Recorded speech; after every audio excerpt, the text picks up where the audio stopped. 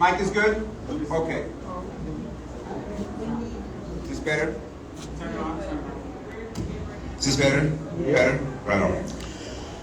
So first of all, I want to say it is an incredible honor to be here at SHAPE at this annual event. And it's also a great honor to be here with this incredible panel of folk whose names are here, but who will be up here themselves in a second. As an ally and as a comrade, as a Pan-Africanist, supporting an all-African panel and talking and listening to and being a student of this work is fundamental and key. So thank you, Trey, and thank you, SHAPE, for all this work. I think we're going to hear from Baba Sekou and tomorrow certainly a lot about how this builds upon the international process that a number of us have been working on for years, the Spirit of Mandela Peace, that looks at U.S. crimes against humanity, U.S. crimes that amount to genocide against black, brown, and indigenous peoples. And that basis is the basis of the tribunal, the basis of some of the ways in which we're looking at work against the death penalty, and the basis in which Spirit of Mandela is doing regional work around the empire over this next year. I'm also holding up this book because my name is on it with my dear sister Dekwi Keoni Siddiqui. It's a book on who will be speaking tomorrow, but you can hear her tonight just by hanging out. Look for Me in the Whirlwind, From the Panther 21 to 21st Century Revolutions is on sale in the back there, and we want to boost sales because this stuff all goes to Sekou and Dekwi directly and to their work and our work together. It is 2 books in one, but I won't say more because then it becomes a plug and not an opening remark. I think the main reason that I was asked to come up here is because as a lifelong Pan-Africanist, I have been humbled and honored to be on the continent 4 times in this last year. In the Congo, in Cabo Verde, in Sudan, South Sudan, and in Burkina Faso. And in the words, in the incomparable words of Sekou Touré, it was true then, it's true now, Africa is on the move. And so though we get some headlines, and even in that sense, little bits of shards of headlines, I think we especially don't get the news, especially when it's news against empire, ours, and others. And so we've seen the spirit. Some of you saw me out there at the festival, saw me in a t-shirt with Alma Cabral's face, and Cabral is being looked at in new ways, in renewed ways, both in the places where he was a leader, but all over Africa. And it was extraordinary, just recently in Burkina Faso, to see the image of Thomas Sankara, not just the image, but the politics of Thomas Sankara, a politics that was centered in women's leadership, a politics that was centered in workers' leadership, being looked at again, reconsidered again, as they joined the wave of so much of French-speaking Africa in saying it's time for the French military to get out. It's time for the French currency to get out. And that these are just small and symbolic successes, minor victories in an anti-neo-colonial moment. Africa is on the rise. So, we don't always see it, we definitely don't hear much about it, and we don't always know how best to connect from our communities here in the Empire to communities on the continent. But at a place like the Pan-Africanist Festival, in a place like SHAPE, and in a weekend when we're looking at international issues and connecting the issues, we must realize that grassroots, on the ground, in Francophone Africa, all over the continent, grassroots peoples are rising up, and we can, and we will, and we must be ready for the revolution. Thank you, Jay. Thank you so much, Mac. Okay, so I'm going to introduce our panelists right now. We are so lucky to have such esteemed and lifelong, people who have been dedicated to the movement for a substantial amount of time. So we'll say that. So we're going to start with a personal big brother of mine, Brother Kofi Taharka. He is the national chairman of the National Black United Front, and is currently leading the Houston chapter of the National Black United Front, and they had their national convention here last year. And so, thank you, Brother Kofi, for being on the panel. Next we have Baba Sekou Odinga. Yes. Let me get his bio. Okay, Sekou Odinga is a new African Muslim, early member of Malcolm X's Organization of Afro-American Unity, OAAU. Veteran member of the Black Panther Party / Black Liberation Army, and for 33 years, a U.S. political prisoner of war. Sekou co-founded both the New York, Harlem, Bronx chapter of the Black Panther Party, as well as its international section in Algiers, North Africa, before his October 1981 capture. Following his November 2014 release from prison, Sekou founded the Northeast Political Prisoner Coalition. He is a founding member and co-organizer of the Spirit of Mandela Coalition, which held the We Still Charge Genocide Tribunal in October 2021. Thank you, Baba Sekou.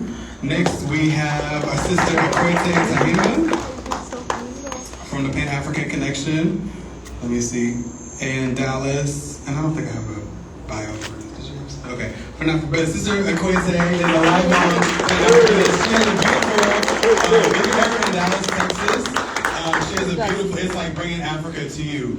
There's books, there's toiletries, there's artwork, there's drums, there's a drum circle, I believe every Sunday, right? Sister Kweta, yes. And so if you're ever in Dallas, please check her out. Thank you so much for being here. Our next panelist is Brother Kalonji Changa.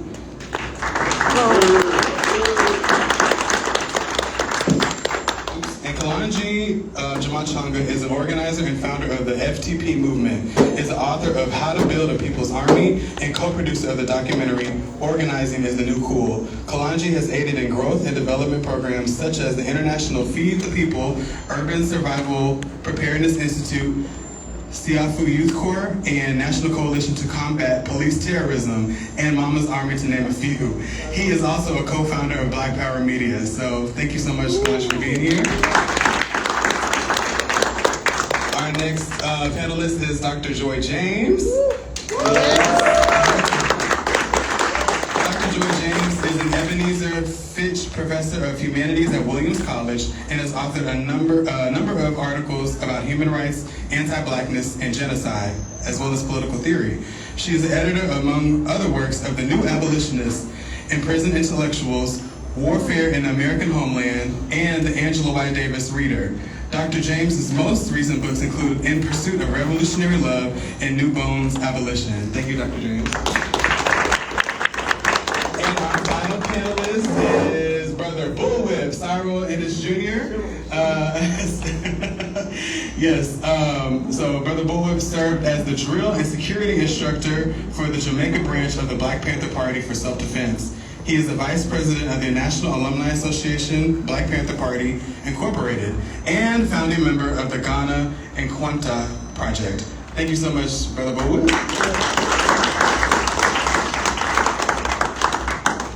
Okay, so the theme for African Liberation Day for 2023 is imperialism and neocolonialism must be destroyed.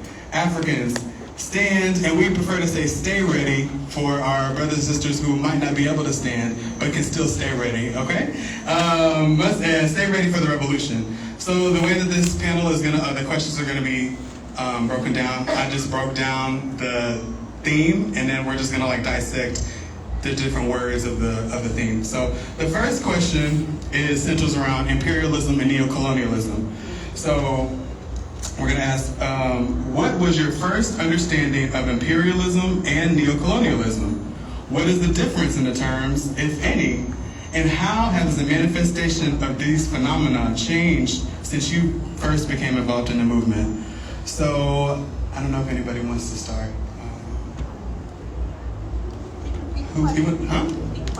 Repeat the question, sorry. What was your first understanding of neocolonialism and imperialism?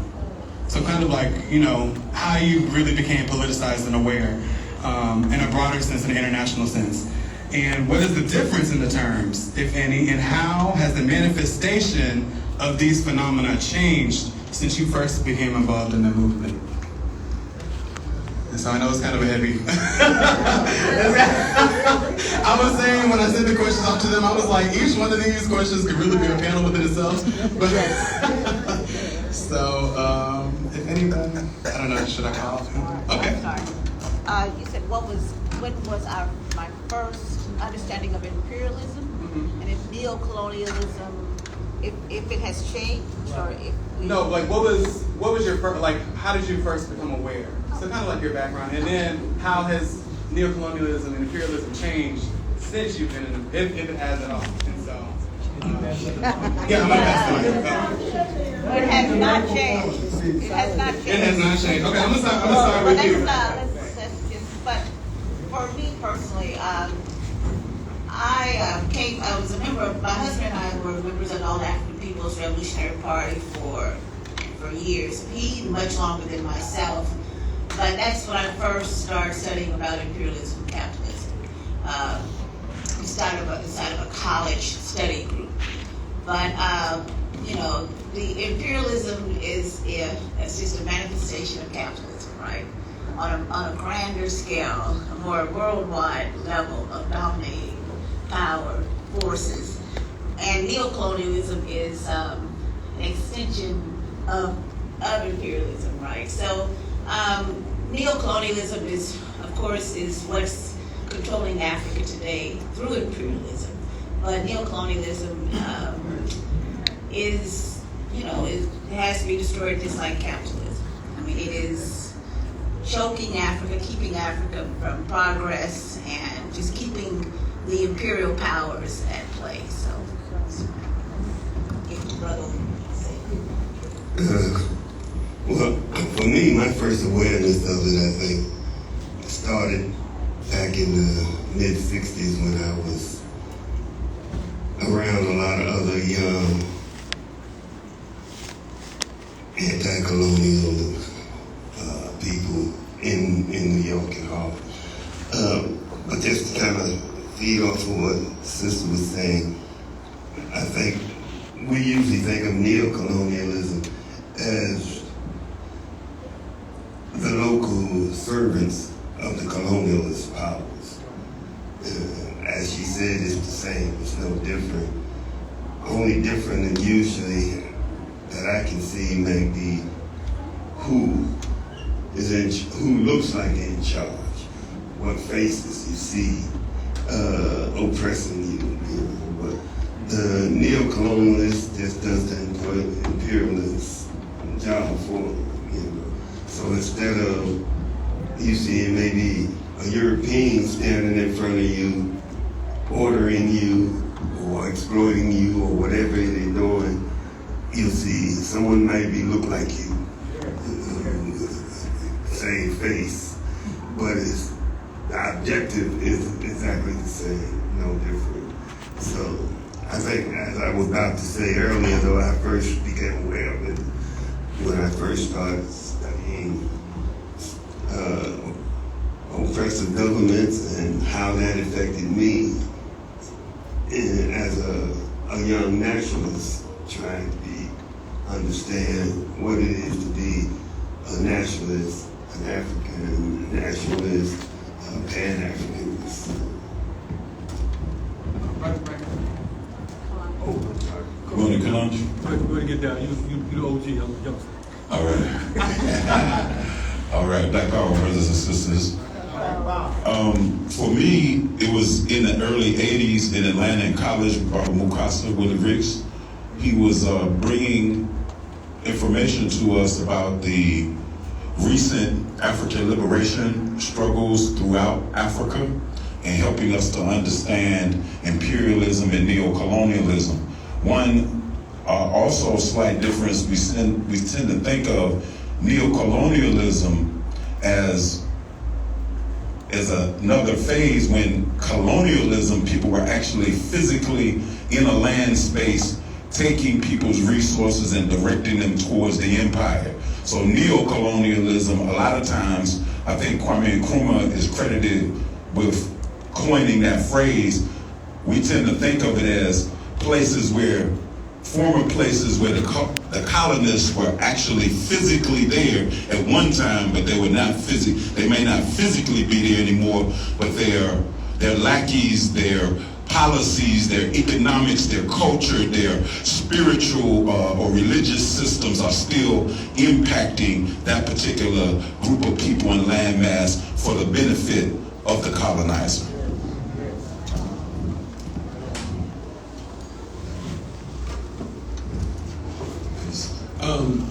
Excuse me. First off, honored to be in this space. That's number one. Secondly, honored to be amongst my OGs and comrades. I want to say, like for me, growing up with a Trinidadian father, one of the discussions that we would always have would be around plantations, right? And for me, when I think of imperialism and neocolonialism, I think of imperialism being I use a lot of analogies. So imperialism to me is the plantation owner. The neocolonialism is the overseer. You understand what I'm saying? That maintains the plantation. I live in the city of Atlanta, which folks call the Black Mecca, and indeed it's a Mecca because Mecca's a desert, right? But we look at Atlanta. Atlanta's a place where there's been, for the past 40 years, we've had black mayors. We have black police chiefs, black cops, so on and so forth. But they still serve your black, you know what I'm saying? They'll give you the business. So we're clear that, as Comrade DeRuba would say, the slaves run the plantation where we're from. So that's kind of how I always look at imperialism, neocolonialism. So again, to echo, thanks for everybody who put this together. It's a beautiful space and very important work that you do. I would say that for me, imperialism and neoliberalism, neocolonialism, they're linked to my childhood. So I've said in different places, I grew up on military bases, which are a different generation, but it's a zone of violence, organized violence, to make sure imperialism stabilizes itself, right? So if I'm growing up at Fort Bragg, where there's the School of the Americas, which is also known as, you already know what it really is, the School of the Assassins, or I'm also at Fort Bragg, which has a military wing, that the military operations are indispensable in order to terrorize, so people understand the cost of freedom. And then it gets a little tricky if you're also black, so I don't know if this is the comprador class or you didn't want to wash dishes, so you decide to be a military intelligence officer, even though you could do other things besides wash dishes. But this sense of this empire, that it flexes its power, its persona as powerful across the globe, the backdrop is always about its capacity to kill. And then I find that it's neo-colonialism, it's like it's neoliberalism. It's like they're selling you something. A promise of a better, sorry that we did the massacre, sorry we, had the Contras, we macheted people in El Salvador. We could go around the globe in terms of what the U.S. does. But the mop-up later is to sell an idea that those stages of terror have passed. They're from the 60s, the 70s, whatever. And what people here on this panel, survive and what they contributed to freedom, at least the way I read it as an academic, so I don't have the experience people have this here, all the gifts and all the struggles that they provided. But there is a way in which there's a market so that part of neo-colonialism, neoliberalism is to sell your movement back to you in a way in which it does not have feet or teeth. And so the previous terror then is now soft terror because it's gotten into your mind and it shapes your desires. You tell us. I like that. That was a real powerful analysis.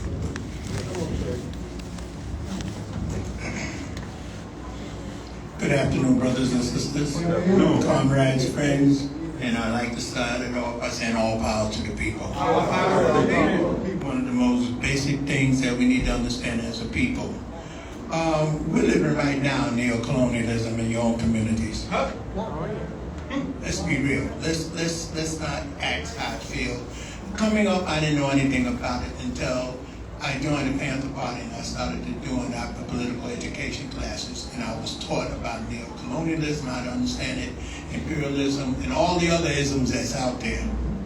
And in that education, as a Panther, it brought me to understand what was happening in my community with my people. And as today stands today, I'm looking at our form of neo-colonialism here. The man sits in Washington, D.C., but who runs the community here? What have they done for us here?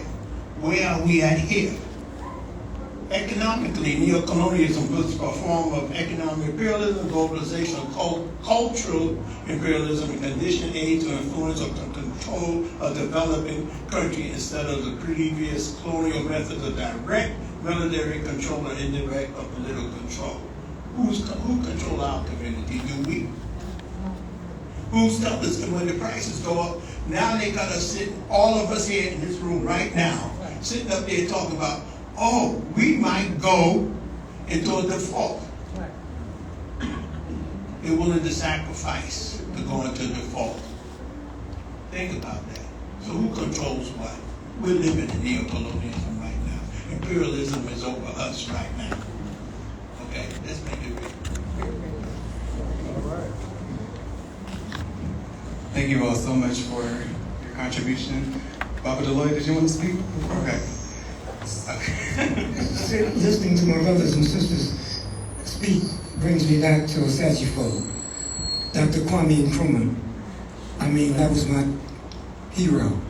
No, he is my hero. And it brings me back to Kwame Ture, and many of those brothers and sisters that I was able to meet, talk, and do dialogue with, addressing the same issue. And we also address domestic colonialism, domestic neo-colonialism. So it doesn't have to be international to be colonialism or neo-colonialism. It could be right here in the neighborhoods. And it is right here in the neighborhoods. And I think we understand that, we know that. This is on a broader scale when we look at it internationally. Brothers and sisters, my name is Delard Park, and I've been here, 54 years now. And Shape Center was born out of the Black Liberation Movement. Right. You know, and we call this the United Nations of the Hood. Okay? And we honor, one of the best things in the world can happen is to be able to share this space, to have this discussion, because we haven't had it in a long time, Brother Kofi. Yes, sir. We have not had this discussion, but we have to sharpen our minds. That's right. Because as we pull away from this, and as we as time passes on, we forget a lot. But we're still reliving the same nightmares. So when we forget, we remember on another level. In the hood, in the neighborhood. So again, I'm excited about being here. You all said everything that I probably don't even have the level of intellect to articulate, but I hear what you're saying, and it makes so much sense. I like to bring it home, though. Bring it home like in Third Ward. And I think that's what the last speaker helped me to do, to bring it home, because we're not in the motherland right now. We're right here in Third Ward. And we need to address it here in order to be able to understand what's happening internationally. Because that affects us. I mean, take this thing, man. You're going to start preaching. It's okay. It's okay. It's okay. Yes. Thank you, Dr. Lord. I'm just really resonating with that. Just coming from so many elders, how you came in and how it is still ongoing, even though the narrative is that, oh, we got our first black president, and things like that. Like, we moved so much further, and like I forget which brother said, I think Baba Sekou, its face just changes, the way that it looks changes. So I want to move so going into that, so neo-imperialism and neo-colonialism must, and I want to just stop right there, must. So the next question is, do you believe that the movement is acting with urgency? In historical context, what pace do you believe we are moving towards liberation? And even for further context, I think that we're living in the present, but when we study history, there's a dash in so many different historical events. So sometimes it's like, are we in the revolution right now? Like, what is going on? So I just wanted to, specifically about the urgency and the pace in which the movement is now. So just a commentary on that. So I don't know who wants to go first. You want to? Okay, Brother Cole? Yeah. I think that at this stage, I don't really believe it's a true movement. I don't think that people even understand what movement means. I don't think that we talk about community organizing. I don't think most of us even know what a community is at this stage in the game. I think that right now what we're doing is witnessing a bastardized version of what could be a movement. Because right now what's happening is you have the black comprador class, which is weighing in and to a great extent eating off of the dead like vultures, right? So the movement has to be resurrected. I think that we have figments of what a movement could be. I think that right now we have so much nonsense going on that folks are caught up in a cult of personality. Folks are talking about, everybody nowadays, and I'm sure that the veteran Panthers can attest to it, everybody was in the party. You understand what I'm saying? I mean, folks that weren't even born was in the party. You know what I'm saying? You got folks who are, asada raised them, they don't know a damn thing about asada. You know what I'm saying? You got the children of such and such, and they don't even study these people, right? But what happens is, unfortunately, a lot of our movement veterans, they come out from behind the wall, and we haven't provided a safety net. We haven't provided any type of solutions or safe houses or living quarters for them afterwards. So what happens is a lot of these academic mobsters come along and they offer trinkets and they offer money. And since we can't combat it, just like with imperialism, just like with capitalism, they reshape and reconstruct, break down what a movement is supposed to be. And they're not being confronted because there's no accountability, because there's no real movement. Now, had there been a movement, then certain things wouldn't exist. So in my assessment, I don't think we have a movement right now. I agree with Brother Kalonji because the enemy has placed so much disruption in our movements over the years, and it has sabotaged our organizing. It has where you have to almost start over from the beginning and rebuild. It has placed fear in folks to not get involved in things that are really revolutionary, even study groups, and it has made it very difficult to organize revolutionary organizations inside of this country. So yes, it has slowed down the revolutionary organizing has slowed down. You have, Brother Kalonji says, our movements have been co-opted by bourgeois and democratic organizations and philanthropist monies, and our movements are being created in little petri dishes and cohorts, and the organizing in this is not coming out of our struggle, but it's coming out of these just a disguised form of Black power. But it's so it's our movements have been co-opted, and like in the 60s through SNCC and other organizations,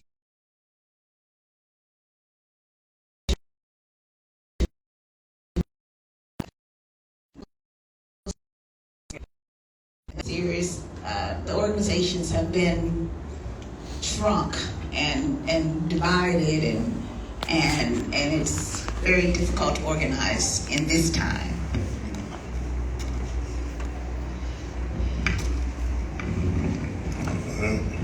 just like the two previous speakers said, I agree, there is no movement.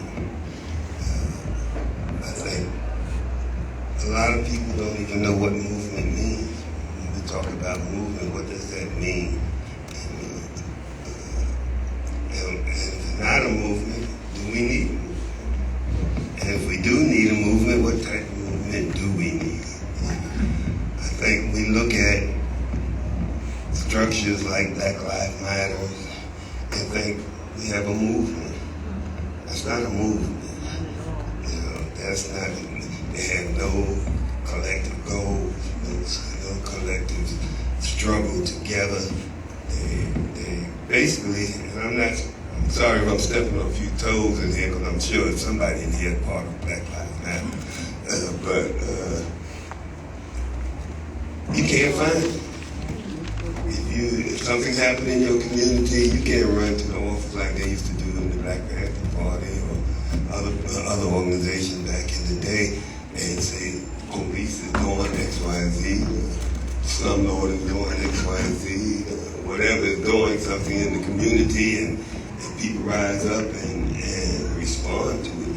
But if you have a movement, it moves people collectively. And that's what a movement does. People will have collective goals, collective work to reach those goals. We do need a movement. We definitely need a movement. We will never be free without one. We will never be free if we don't decide to come together, create structures that will allow us to struggle towards collective goals. And we must do that. But today, no, we don't have no movement.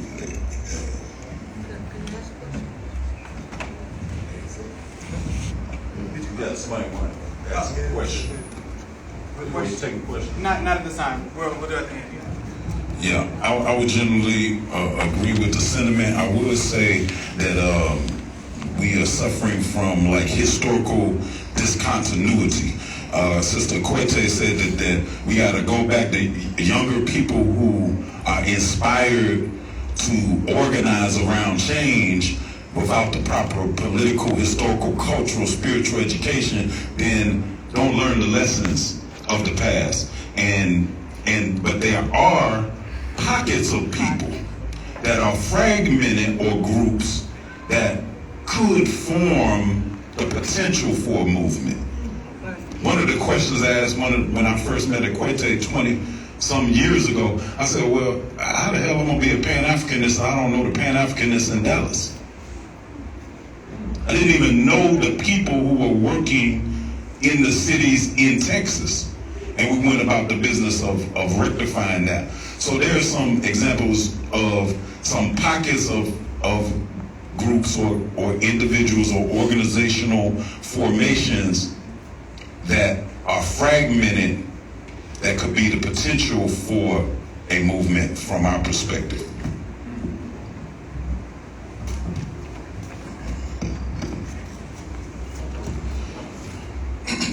In 1998, Ronald Reagan became governor.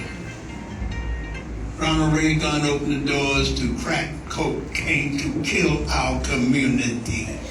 He dropped the bomb on us that our children, 3 generations later, is suffering. What happened? Because the Panther Party and the Young Lords and all the other groups, positive groups, was moving forward. We was ready for revolution. We were ready for revolution. And COINTELPRO, where nobody has been accused, went to jail for, or did anything, destroyed our organization and destroyed what we were trying to do in this country. We were getting ready to fight for the freedom of our people and to serve the people, because we understood we wasn't fighting anything. We were fighting against racism, and we was fighting with progressive white groups that was helping us to fight against racism. But this government seen that. And what they did, they brought the cocaine in where you didn't have to sniff it no more or shoot it in your arms, you smoked it. And for the years that it happened, it killed our people. It killed them inside our mothers and children and daughters who had babies. Until now.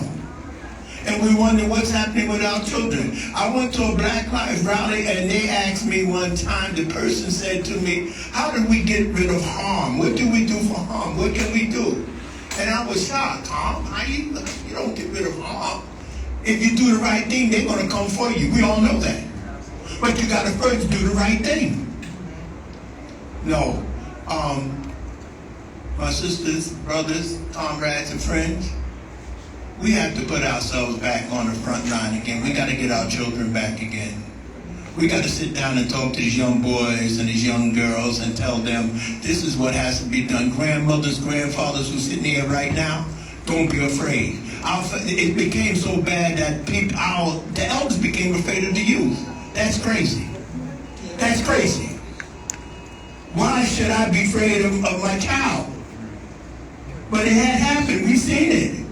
And you ask about a movement, you can't start a movement until you begin to start loving yourself, begin to do what you got to do again. Look at the man in the mirror, the woman in the mirror, and say, am I real or I'm phony? See, at this age that I am now, I have nothing to lose. I have nothing to lose, believe me. And the thing I'll tell y'all that I'm bringing it.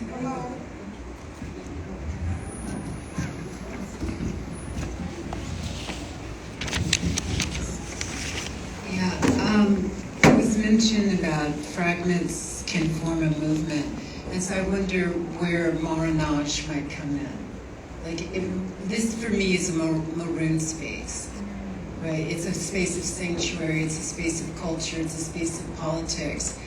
And perhaps the foundation of our movements would be an expansion on that.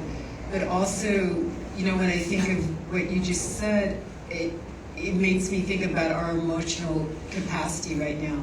I mean, our suicide rates among our children are going up. You know, because they understand the contradictions, they understand the lies, and they understand the predatory behavior of the democracy. So, however you define love, and I know it's in Dikwi and Sekou and Matt's book, I ended up, it was the last book we taught in the semester, had a real impact on the students because they could see community, care. But I think there's a hunger out here that people can't see. It's not just that the politics are off the rail, like from, you know, Reagan was horrible. They're all horrible. Every single Reagan president. But Reagan, you know, he was like into death squads and other stuff. So I would think maroons would be important. I think we would have to disrupt the funding that you've all critiqued. And I don't know how you do that because the money stays with the elites. And you'd have to figure out a way. I'll give an example. There's a thing called Freedom Scholars now. They get $250,000 for being a Freedom Scholar. But then when I was tracking it, I realized, because I came back to Texas years ago and I was organizing with Mothers Against Foster Care Removal System, which is a way to destroy black families and indigenous families. Because it's poverty, they're no more dysfunctional than white families, but you don't take white kids. I mean, white people would shoot you if you did that, right? So on Thursday when we were talking to Stevie Wilson, who's in the same prison that Mumi is in, and we had looked up the electronic thing to have a conversation, and I'm going to try to be quick and stop. So one of the things he pointed out is that academics control the narrative around abolition, and they don't treat the incarcerated as intellectuals or peers. So we would have to disrupt that, because with whoever the head intellectual is, that's where the money goes. You get $250,000 to advocate for freedom on top of your academic job. That's surplus. And when I was looking at where the money comes from, to go back to when I was in Austin, it's from the Casey Foundation, which their money they built from the 1960s was in foster care removal. And so they can disperse millions of dollars to academics who are going to stay on track and just say, thank you, Casey, because you have glossy photos of how you rescued all those black babies from black mothers and fathers. So there's this disruption, I think, would have to deal with the elites, but honestly, nobody wants to go for the elites. Because once they're beloved, and two, they're considered to be a firewall against reactionaries. So that's why you have liberals as your friends. But the liberals are getting paid to follow the dictates of corporations that follow the state. So unless that can be disrupted, and Stevie was just calling it out, like when we were trying to organize a strike in Alabama, at the same time a nonprofit was doing something around the 13th Amendment, which was important but symbolic, and they took all the media away from us, and they took all the funding away from us. And that happens across the board. But I could be wrong, prove me wrong. I feel that we're dependent on liberal elites or radical liberals, whatever you want to call them, who are beloved and wealthy and multimillionaires because we want to use them as a firewall.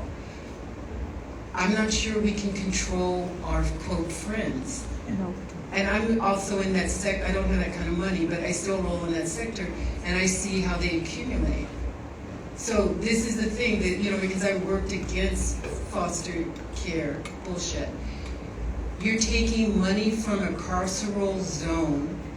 Dorothy Roberts, Joyce McMillan, Samaria Rice would all tell you what those zones are like. You're taking that money to build anti-carceral zones. It's like, it's Kafkaesque, it's a joke. It's like Alegua at the crossroads. But Alegua's not working for you now because he's a white predator. And we can't call out the compradors who work for white predators to, quote, save us.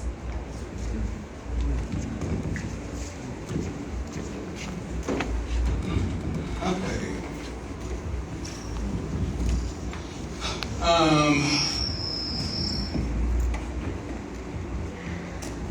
Okay, so the next question, thank you all again for your contribution. So imperialism and neocolonialism must be destroyed. So be destroyed. With destruction comes the need for repair. To what extent do things need to be destroyed? What are your views on reparations and redistribution of resources? And should there be cash payments, land, prison liberation, etc.? So again, with destruction comes repair, the need for repair. To what extent do things need to be destroyed? What are your views on reparations and redistribution of resources and the specifics of that? So you want to take that one first? Well, from the vantage point of the National Black United Front, some of the first things that need to be destroyed is the institutions that propagate the applied myth of global white supremacy and racism. The institutions that propagate, I say applied myth, it's been applied and it's been successful, that give us this imperialism and neocolonialism and all of those other isms. So the things that need to be destroyed have to do with institutions, and we have to destroy it in our mind. We have to give up that colonized space in our mind that has us seeing the world solely through someone else's lens and viewpoint. That's one of the things. And I had a lot to say. Sister brought up some great points, but I'm gonna pass the mic, be respectful of all of the great panelists. Anybody else? Well, from my point of view, I think white supremacy must be totally destroyed, completely. And that's what this capitalist system is, based on white supremacy. How are we going to do it? I knew that. I don't know that. I'm not sure how we're going to do it. But we have to do it unified. We have to come together. We have to unify ourselves, to understand that we are a colonized people ourselves. Ourselves being people of African descent. We are a colonized people. Then we can come together with our other colonized comrades, the Puerto Ricans, the Palestinians, all the different other oppressed communities, and our white supporters, comrades who are willing to fight with us. then we have to be ready to sacrifice. If you're going to talk about destroying it all, you got to be ready to sacrifice it all. Yeah, and that's the problem with us. We're not really ready to sacrifice it. Yes, sir. We're not ready to give up our $65,000 job, give up our Toyota, our steak 4 times a week. We're not ready for it. We have to understand that if we want our grandchildren, if we want our great-grandchildren, if we want our people to survive, to flourish, we have to teach them, our children, to be ready to sacrifice it all and to be ready to unify and take it all. People can't just be ready to die, they got to be ready to kill also. And I mean, just telling it like it is, people not ready to die or to kill for their freedom yet. And I personally don't think we're going to get it without knowing like the rest of the people of the world did it. If you look at history, look how oppressed people got their freedom, you see what you're going to have to do to get your freedom. We're not ready for that yet. And so that falls on the generation, my generation, the generation behind me, because I've been there, done it. I'm too old to be talking about doing it again. But we have to teach our children to get ready to do this. And, the educators in schools, they got to be ready to teach this and be ready to lose their job for teaching it, because they're going to come at you if you start teaching it. So it's about sacrifice, and we got to get ready for this sacrifice, I think.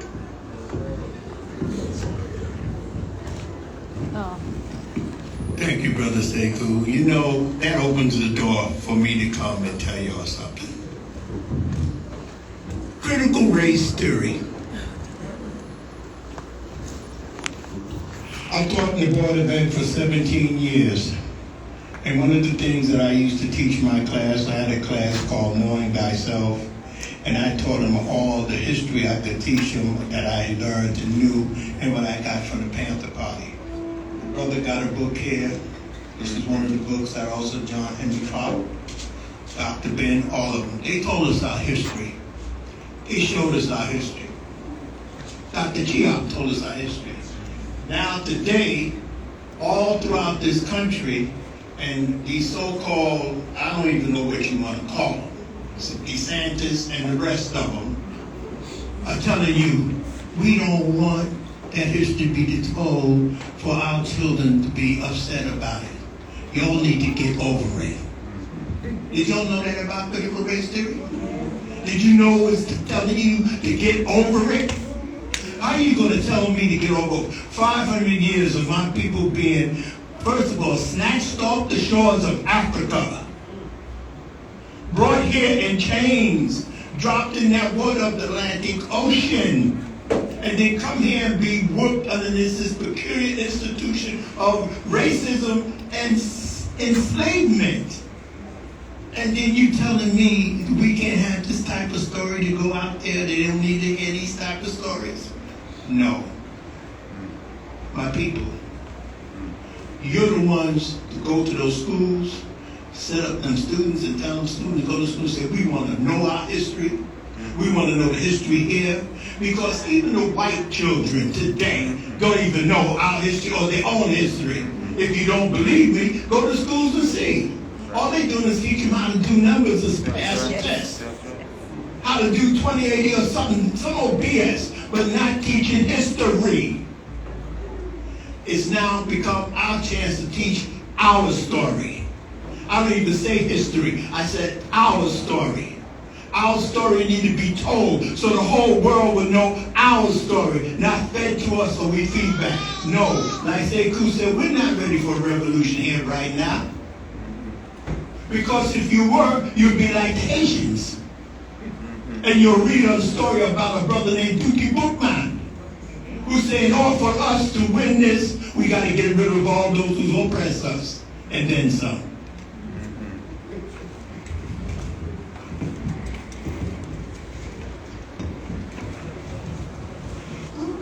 So,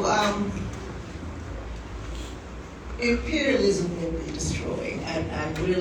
I know it will. It's inevitable because it's a political process that is it's very destructive. It's built on greed. It cannot last. But we have to look at it. Of course, none of us are inventing the wheels up here. Work has been done. The base may not be America, right? As far as our organizing is concerned, our base will have to be Africa. As long as Africa is weak and disunited, then the Africans around the world will not be protected and sovereign under a power base that we need wherever we are. But I'm saying America may not be our base of organizing as far as the revolutionary organizations are concerned.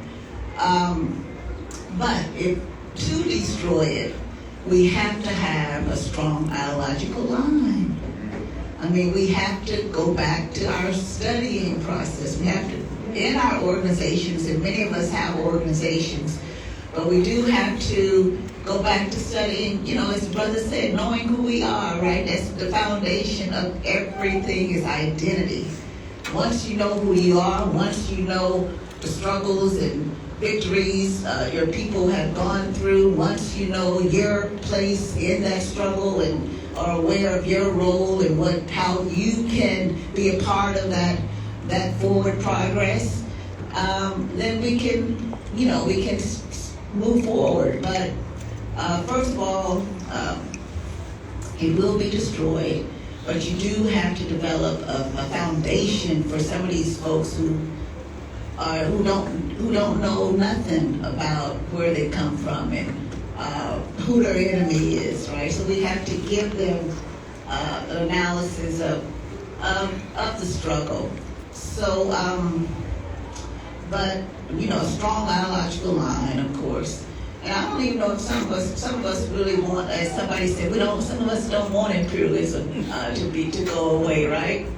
Because then we may not even get reparations if we don't have, this system to get us from. So we do have to, but organization is key.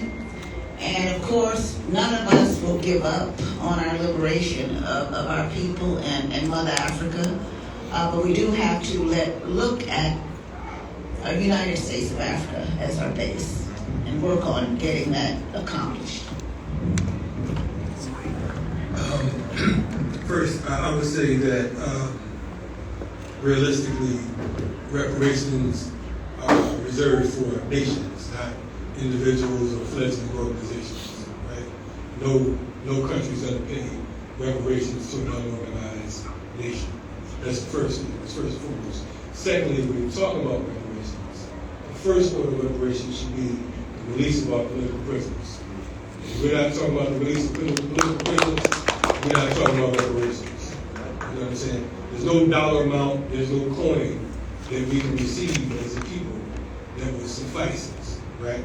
In fact, I would dare say that accepting any other reparations other than what George Jackson was talking about, reparations in blood, would be ancestral treason.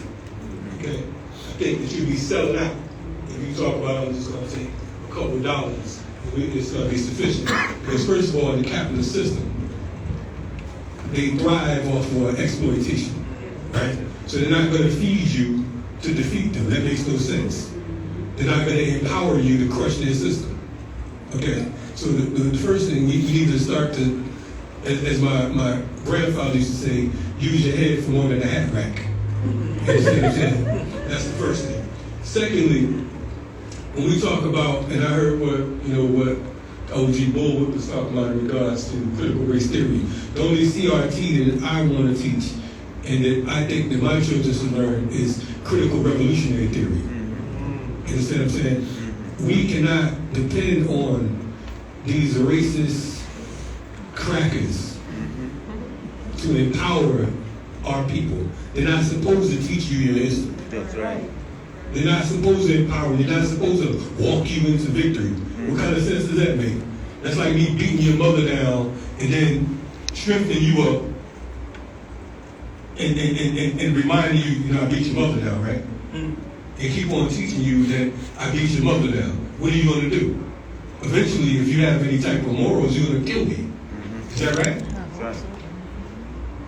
We don't need allies. I know some of y'all are like, what you mean? We need comrades. Okay? We got enough allies. Allies come in and go.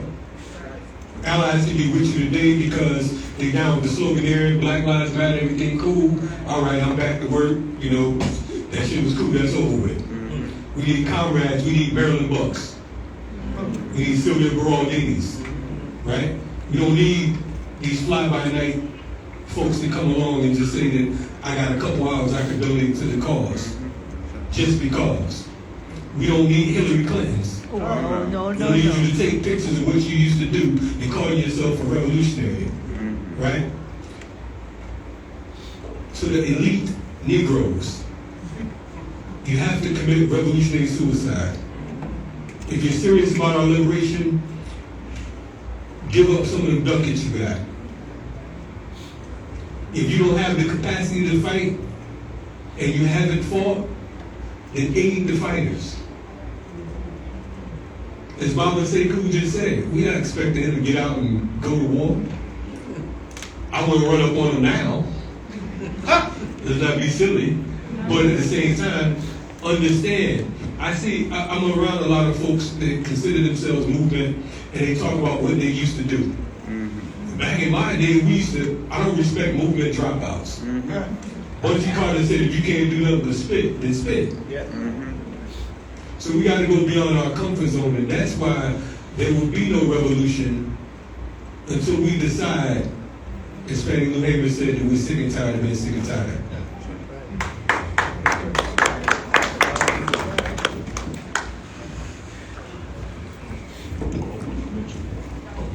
On the question of reparations, yes, it's a valid claim. We did some serious work around this 20 plus years ago now. That's how I know I'm getting older, but the luncheons, man, 20-some years ago. And I agree with the freedom of political prisoners and prisoners of war as a part of that claim. I also would suggest mass re-education of adults and children. Land, all of those things are that can be part and parcel of a reparations claim. One of the problems with this more modernized movement is we got the black political elite.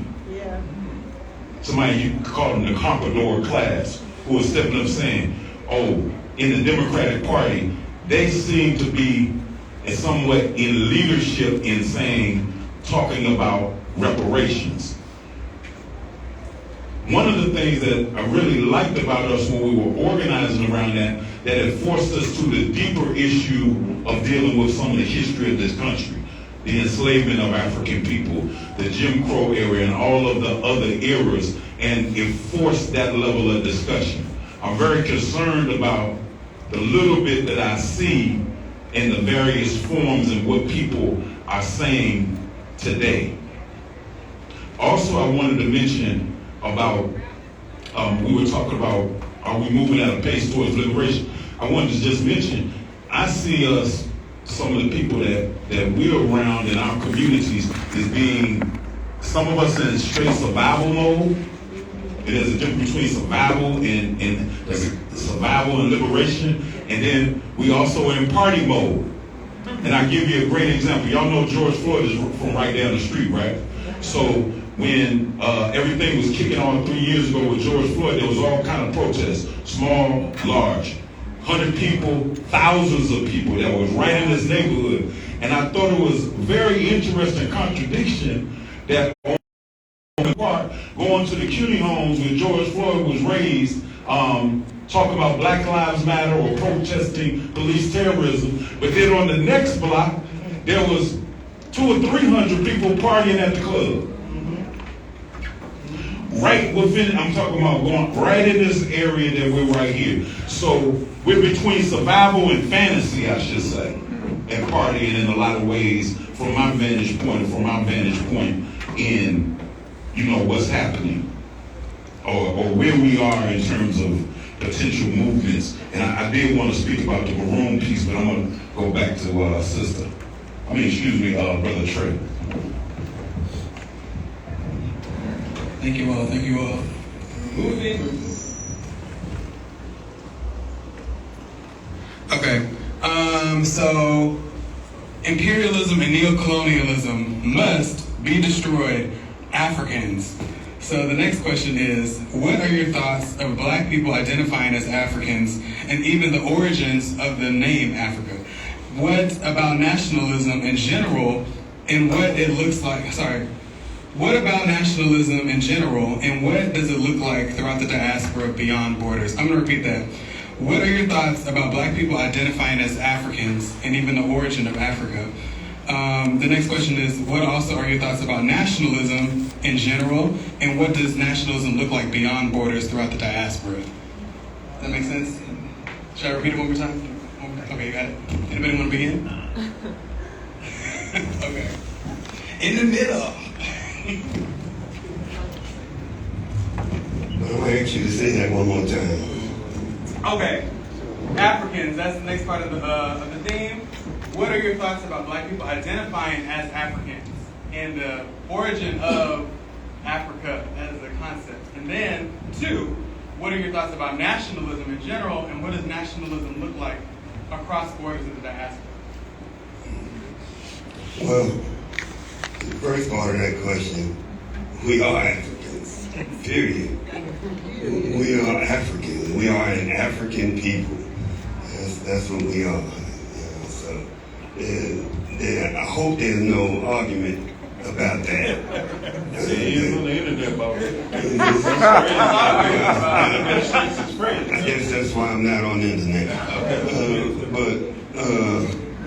I think that there's different forms of nationalism. We got the cultural nationalism, we got revolutionary nationalism, Pan-African nationalism, what have you. But if we all recognize that we all people of African descent, recognize they are Africans, then the nationalism is natural. Because that's what you basically say, that I'm an African if you're a nationalist.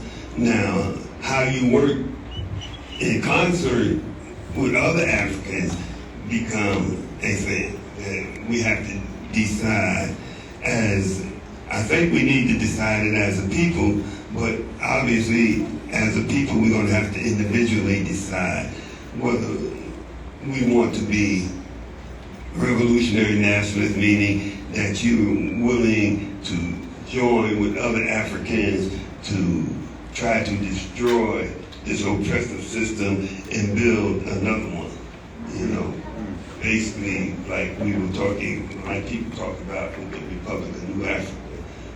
We're identifying some land somewhere, and we're saying that we, as an African people, are willing to fight, die, kill, to create a nation on this here piece of land.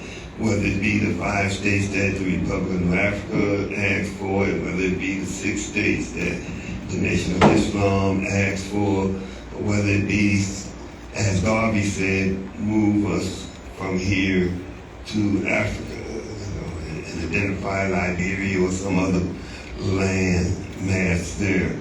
But all of that is a process. And so at this point, I think we have to start talking about how do we survive to get to that point. Do we use some form of nationalism or to survive to that point? I think there's a place for it. But personally, I don't think that just nationalism itself, just identifying yourself as being African, being Black, and wanting to work with other Africans is going to work. It would work if the other Africans wanted it to work, but I just don't think, like I said earlier, that people are ready to sacrifice the things that they will have to sacrifice to deal with a structure, a revolutionary structure that will allow us to destroy the oppressive systems that oppress us. You know, I think when I look at out there, I see more these non-profit organizations, our people, flooding towards the nationalist organizations that's saying, let's destroy this capitalist system. You know, they say, let's get our piece of the pie. Let's get something from this capitalist system.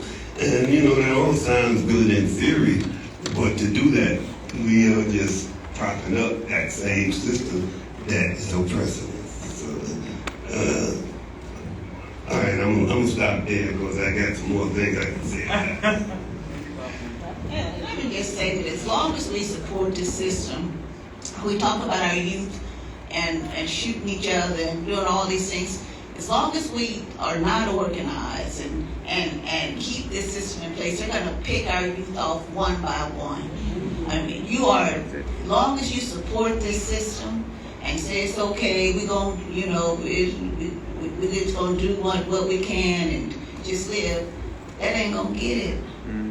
They're going to pick us off one by one. So we have to be looking at organizing against this system, right? But let me just say on the question of identity, and I think, as he said, we Africans, period, and most of us know that. I think Kwame Nkrumah said, all people of African descent are one people and belong to the African nation, whether you're from South America, North America, the Caribbean, or any other part of the world, we are Africans. And it ain't no discussion, but this system, which of course capitalism seeks to divide and conquer, they have us confused over identity, because we know the biggest threat to an unjust system is unity, and unity in knowing who we are as a people. They have us calling ourselves all kind of crazy stuff, right? It's confusion, but the enemy is here capitalism seeks to confuse us and keep us divided.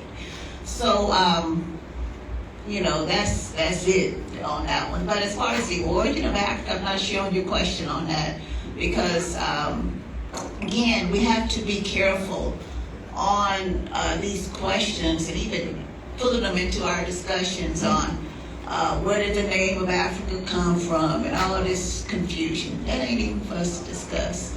We know it's Africa, right? That's the point of reference we all know. And all this other confusion the enemy want to throw in, which is crazy. We don't even need to put it up into these discussions because it's not relevant. We don't need to continue the confusion of the enemy, right? So we know Africa is the richest continent in the world. We need to push everything positive about Mother Africa. But those are the points I wanted to make.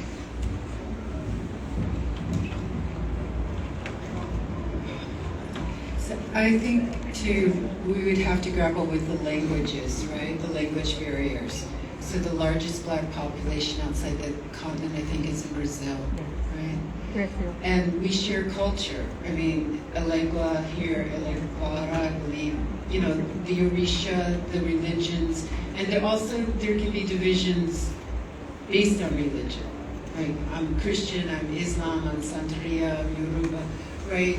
So I'm wondering what the unifier is. I don't think being African is going to be sufficient, because you can have a black capitalist and they will still work you to death, you know, or you know, you got so many examples, Clarence Thomas, Condoleezza Rice. I mean, whether or not they claim to be African and actually they bring that out. Remember high-tech lynching? Yeah.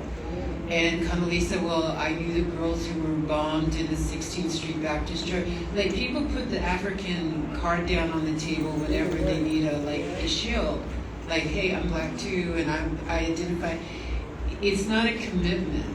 So I'm wondering, this is my question to you, what does devotion look like? I mean, if we are a people internationally, multiple languages, colonized, as you say, if we speak in this language, this is a colonial language that we're speaking to connect with each other, right? So what is the devotion that would take us out of the cycle of spinning and that would actually ground us? And is being African sufficient? I don't have the answer, I'm just asking.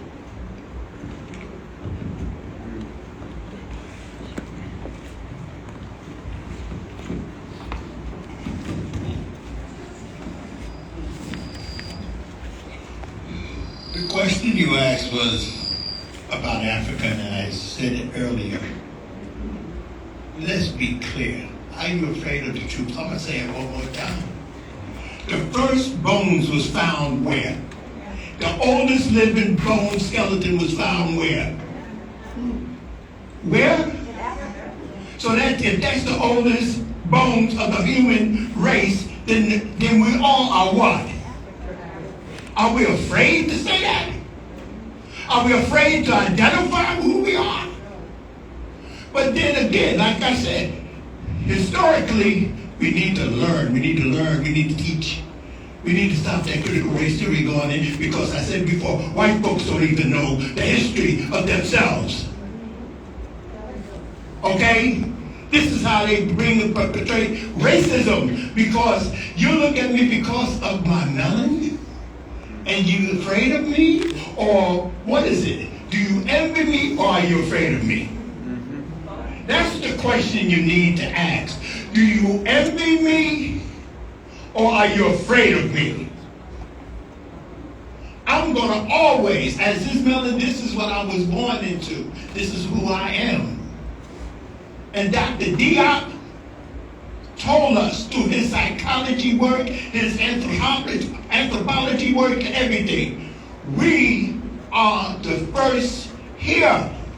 We who look like me, who come out of Kenya, who Tanzania, Zimbabwe, Malawi, we name it for the mother country we call Africa. It might have another name, but I'm still an African. The only thing different that we need to talk about when we talk about African is to understand that we are refugees. And you want to know why I call you refugees? Because we don't know what country from Africa we come from. Because we was taken from all over throughout Africa. So we're refugees, African refugee survivors in this world. We are maroons. Check it out. So they asked Garvey, right next to Marcus Mosiah Garvey, would he choose Jamaica or Africa? He said, why would I choose an island over a continent? If we disconnect ourselves from Africa, then we're disconnecting ourselves not just from all of that history, all of the wealth, both mineral, we're disconnecting ourselves. So yes to the term African. We don't want to disconnect ourselves from our base, that great and mighty base. And the main thing I'm going to do what Equator said, I'm going to leave it out the discussion, but I had an answer for that too. Because that's a discussion that's going on that's confusing people. But we're going to keep it pushing.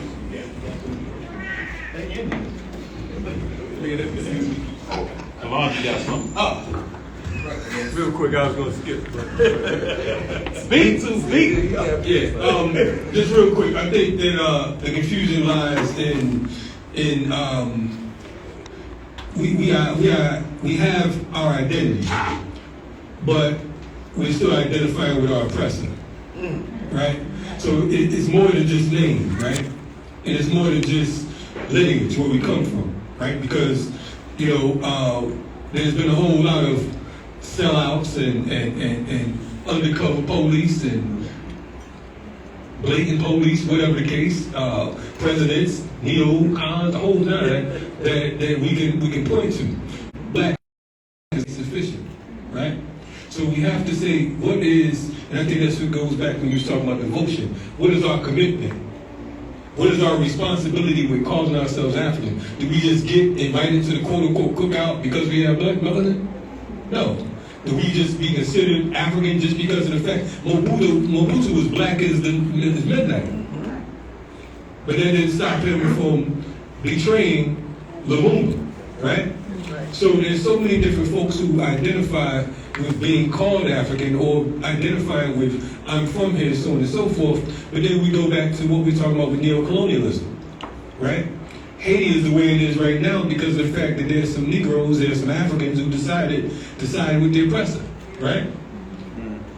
There's 54 countries on the continent, and most of them are oppressed nations. The only country on the continent that hasn't been colonized is what, Ethiopia? Out of 54? Right, so we have issues. We have to be able to deal with it beyond just saying we African, right? And I identify with being African. I'm an African. So don't get it twisted. But I'm a realist as well. You know, Malcolm said every brother is not a brother. He said you don't call a man brother until he operates like one. Right? And I know some of y'all act like y'all don't know who killed Malcolm. But we ain't gonna go too far on that because, you know, I don't want to, get ran out of town. But the reality is we have to think beyond our complexion. You understand what I'm saying? Is what is your intent? What are you willing to sacrifice? What side of the barricade you on? And until you identify with us, you can wear all the dashikis you want to. You can speak all the Swahili you want to. But none of that really matters at the end of the day if you're still fighting for the empire. Right.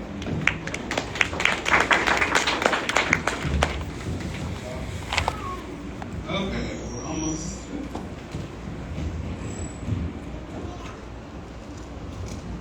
Okay.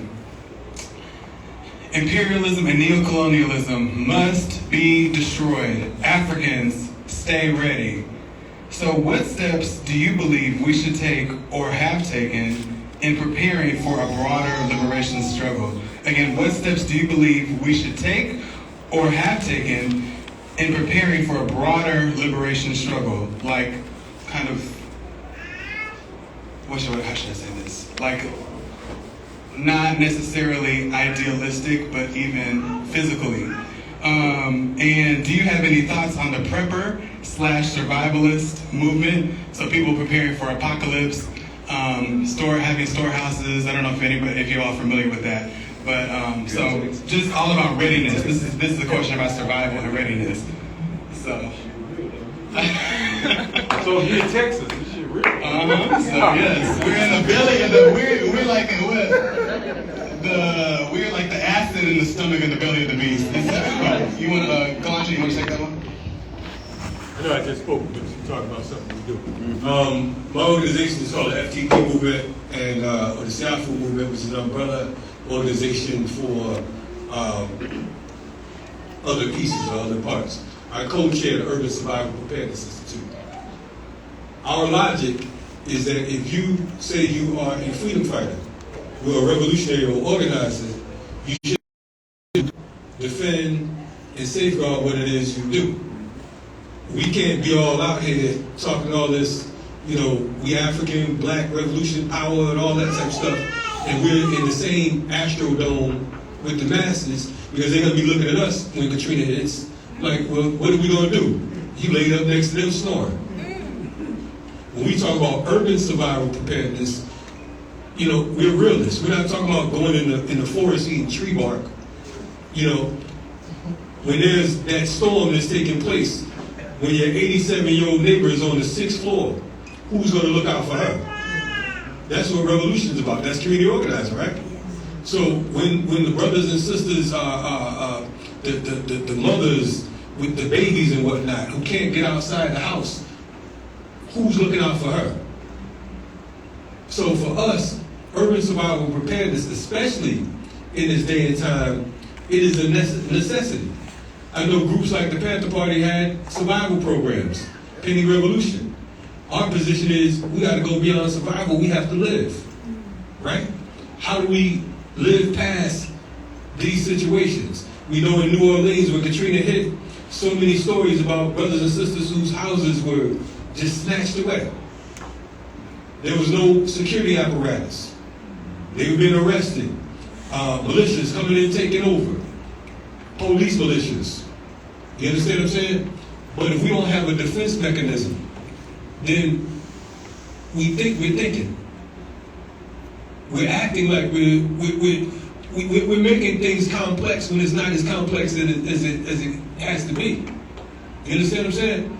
And when we talk about urban survival preparedness, that goes from not just natural disasters, but man-made disasters as well. Police terrorism. We already know that police murder at least 1,500 people a year here in the United States. But we're so event-driven. Oh, they killed brother such and such. They killed such. Let me tell you something. I don't even remember all the cases I worked on. I don't even remember all the names of the people that were murdered by police last year in Atlanta, where I'm at. I get people all the time coming up to me like, "Hey, man, you don't remember me?" I was like, "Oh yeah, I don't remember you, but you worked on this situation with my brother. My brother was shot, my son was shot, so on and so forth, right?" But we are moving like reactionaries. We act like you don't need a crystal ball. You don't have to be Nostradamus to know that the police gonna kill somebody. If someone's been murdered by the police, if not today in Houston, I guarantee you, this month, there'll be more murders by police. So what are we gonna do? That is about preparedness right there. How do we police our own community? That's urban preparedness, right? We have to survive America in a realistic way. We come with so much theory, and it's sickening. I'm 53 years old, and this is depressing to me. So for folks who've been here before me, I'm like, man, I don't even know how you do it. I feel like Will Smith doing it sometimes. Want to whip my hair back and forth. This is out of control. So I would add to that. I want to go back to emotions. At least from when I'm teaching, I find my students have a lot of fear. And because they fear so much and they don't articulate it, I mean, it plays out in different ways. And we know our kids are stressed out. But I'm trying to figure out how we could convey that they have the right to self-protection, and so they have the right to self-defense, which means that they would have to learn and train this. But I think there's a fear because they're indoctrinated not even to talk about self-defense. And so one short thing, like in March, First I was in Ann Arbor, and then I went to Atlanta, and I ended up meeting with some of the Black forest protectors. And they were all traumatized because Tortuguita had been shot 14 times in the head and the face, sitting down with his hands out, their hands out.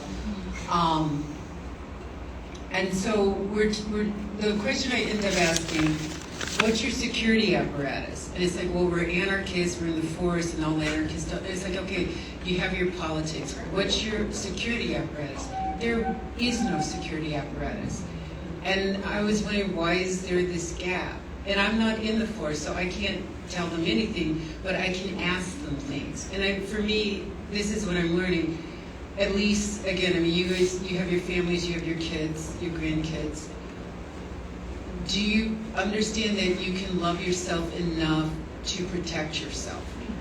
And then in order to do that, it must be a collective endeavor. And that is what you owe. That's your birthright.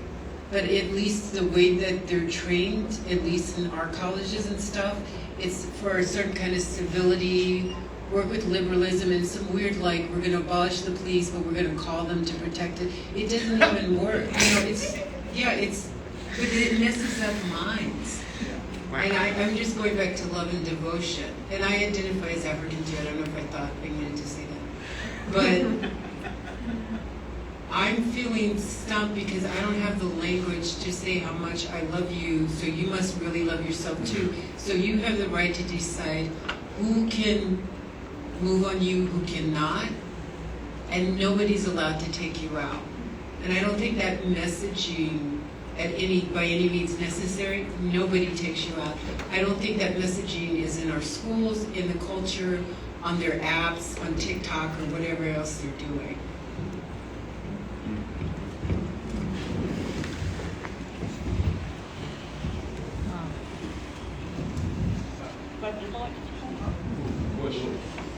You want to repeat the question? I don't. You wanted me to repeat? Okay. The question is about stay ready. What steps do you believe we should take or have taken in preparing for a broader liberation struggle? And do you have any thoughts on the survivalist prepper preparing for a general apocalypse? I have some thoughts on the survivalist. think that the survivalist movement in this country is basically our oppressors. They're the ones who are organizing to survive the war that they're planning for us, or the war that they already engaged in against us. They're teaching their children how to shoot at 3, 4, 5, 6, 7 years old, getting ready. The target's looking like me and you. know. So we have to, if we're going to survive, we do need a survivalist movement. But in terms of what are we going to do, there's so many things that we need to do. We can talk about building militias, building security forces, but what you going to do when they send the 103rd into your community? What you going to do when they cut off your gas? What you going to do when they cut off your water? When they don't let the trucks refill your supermarkets? When we got a lot of thinking to be doing and planning to be doing if we're going to do what we do. I think all the things that the sister was talking about, Kalonji was talking about, we need to be really thinking about these things and trying to organize ourselves in some kind of unified fashion to survive the survivalists. Personally, I'm working with a group called the Spirit of Mandela. What we're trying to do is we're calling for a People's Senate, which is basically, we've identified 9 regions in this country, and we're asking each region to organize itself, to come together here in Houston, and get to know all those who are working to do something positive. Support them, let them know what you're doing, ask for their support, and try to organize yourselves where they can come together and come up with an agenda that you can collectively work on in your region. And what we're hoping to do is have a national conference in the future to bring representatives from each of the different regions to that national conference and come up with a national agenda that we can all work on. So what we're talking about is trying to unify our forces, because that's what we all are talking about, and we need to be able to do something on a positive level collectively. So that's what, when you ask what I'm seeing or what I'm doing or what I think that we should be doing, that's something what I'm personally doing. But I got a lot of other folks about these militias and the armies and all the other things that we know.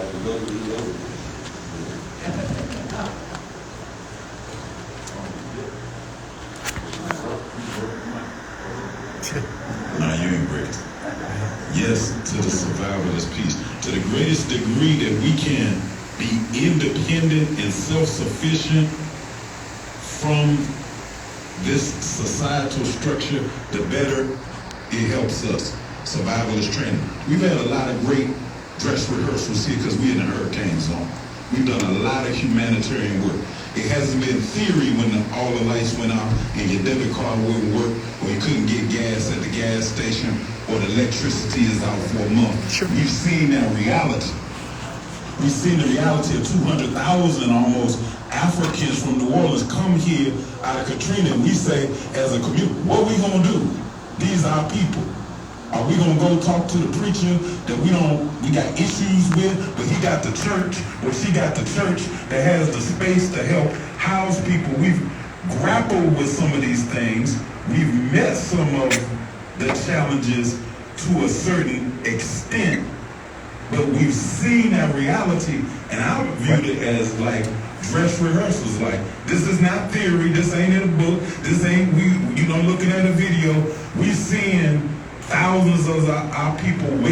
the government lining up at pods, at TSU or other places, and we've went into action. We've done some good work. When I say we, I'm talking about our organization, this institution, other groups, churches and other groups. But we were not organized sufficiently. Yes, we're reactionary to when things happen, whether it's police terrorism or hurricanes and stuff. We weren't organized sufficiently when the people came from the Superdome to the Astrodome to go over there and say, these all of our people, we taking them out. We got some place for them to stay. We got food, clothing, shelter, safety, and security for them. Some people were able to do that. Shout out to the Shrine of the Black Madonna. They had the space, took the people. We didn't have to ask for no money from nobody else, and they housed brothers and sisters. So those were dress rehearsals, and there are other units and formations that have dealt with what they call emergency preparedness, which to me goes hand in hand with our self-determination, our liberation movement. So we need as much of it as we can, but not being just reactionary. And one good thing, I'll say this to Pastor Mike, that's what I was talking about with fragments too. When we made a call after was it Harvey? These things Harvey. And a lot of small groups came from across the country. Some of them were study groups, some of them were like little paramilitary type of groups, but they came from Philadelphia, Florida, different places, and put boots on the ground. Here, there were small groups, and they weren't all on the same ideological or theological or political plane, but they knew they wanted to help based upon what they saw.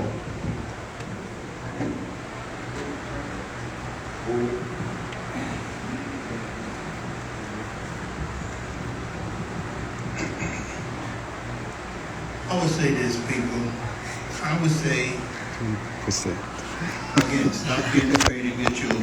Go back to educating yourself and learn to become survivalists yourselves.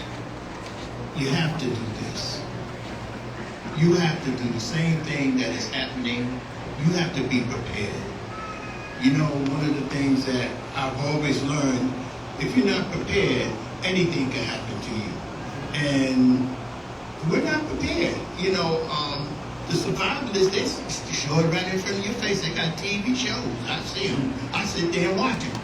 Digging the holes in the ground and saying what they got open, what they don't happen, showing all the weaponry they have, all the food they have, and tell you how to look at the dates of the food and everything. And we need to start doing that. Because it's going to come down to that. Believe it or not, we're looking at Civil War II. You may not believe it, but it's coming. We're looking at this dead in our eyes.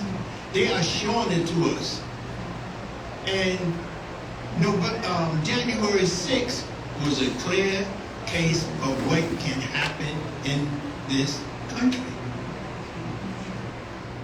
Well, some of y'all seen it on TV. Like what they say, the revolution wouldn't be televised. It was televised that day. That's for damn sure. I know I've seen it. And I know y'all seen it too. It was really televised. And they were going in the window doing my man with the horns on his head and shit. I was like, woo, look at these folks. And I'm saying, if they do that to themselves, what you think they got for us if we don't want it? But we have to get ourselves together. This is what I say. We definitely have to get ourselves together. We have to educate ourselves. We have to stop going through these little things of if you're African, if you're not African, if you're this. Come on, folks. Stop letting other people feed into your mind. Let's think collectively like we did in the Panther Party. We fought collectively. With all our comrades, we fought collectively. There's one thing I can say to you about the Black Panther Party that holds true to this day. We have not changed our way of providing for the people or serving the people. We did that with love from our hearts. And like Sekou said, I'm too old to go out there and run and chase anything, but I will stand my ground. And I think that's what we need to do and get it together.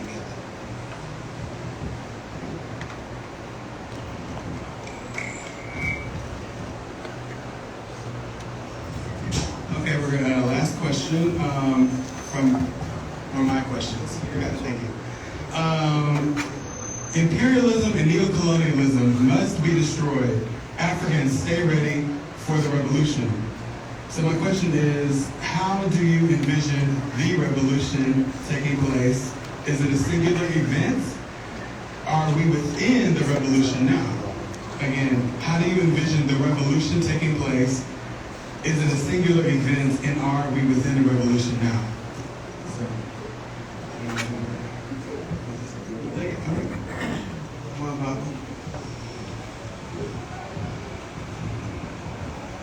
No, I don't think we're in the revolution now, and I can't envision it personally. I don't. It has to happen. I would agree that it has to happen. I also will agree that it will happen. But it's on the youth. It's on our youngsters. They have to come together. We can guide them. We can educate them. We can give them the experience that we've had. But it's on them. It's on their shoulders now. Each generation has their own responsibility to take it to the next step. They have to take it. All we can do now is maybe teach our history, the history, our experiences, those of us who have had those experiences. But it's on them now to come up with the ways and the ideas. I can't even get this damn telephone to act like I wanted to do it. I have to call my granddaughter and ask her how to do that. So, it's their time. So personally, I don't really have that vision of what the revolution is going to look like. I do have a vision of what we can do right now, today, to start preparing ourselves, to start unifying ourselves, to start working in our own communities to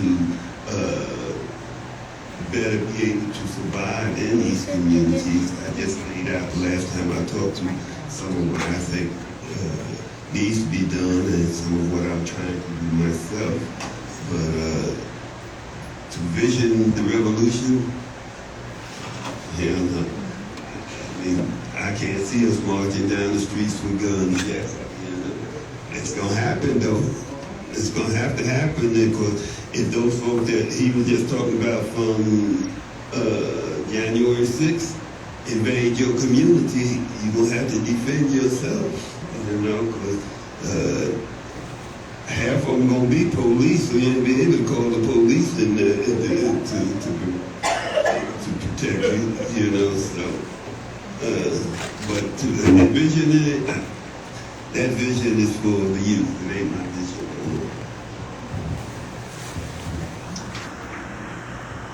Well, revolution is different things to different people, right?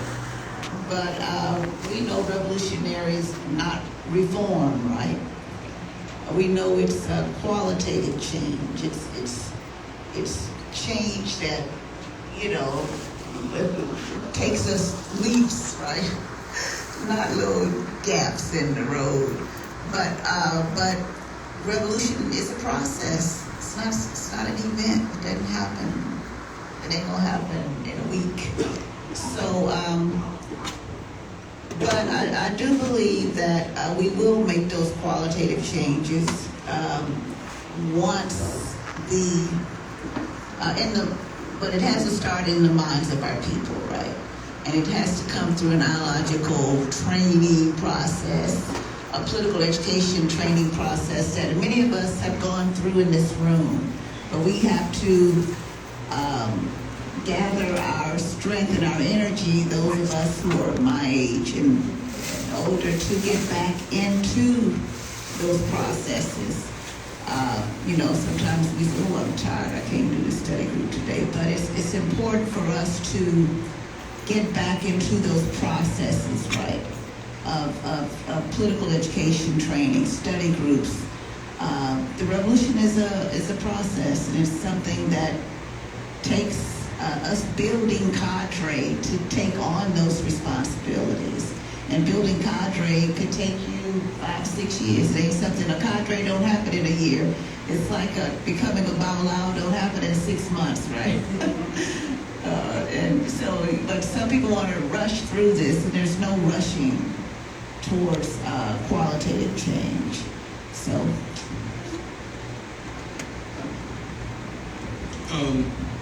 Woolwood mentioned revolution not be televised, and he reminded me that today is the 12th anniversary of the death of Gil Scott-Heron. So, we honor Gil Scott on this day. One of our greatest cultural workers, him, the last poets, Watts Prophets, and many others. Revolution, for me, I think that when I think of revolution, I think of personal, right? I think that we have this fantasy of revolution, and when I hear people talk about revolution in this type of fantasy type manner, I know they've never been shot at, they've never saw blood, they've never seen anyone die, or they wouldn't be talking any revolutionary talk. Because it sounds good in theory, but until you hear the bullets go past your ears, or see it hit something next to you, or hit somebody next to you, then you look at it differently. Our organization on May 19th, we started a thing called Fitness for Resistance. And it's from Malcolm X Day, Yuri Kochiyama Day, Ho Chi Minh Day. We are training, working out physically, fasting on the days of our martyrs through Black August, through the end of Black August. And what we want to do is we want to make it cool to be healthy. We want to make it fly to be fit.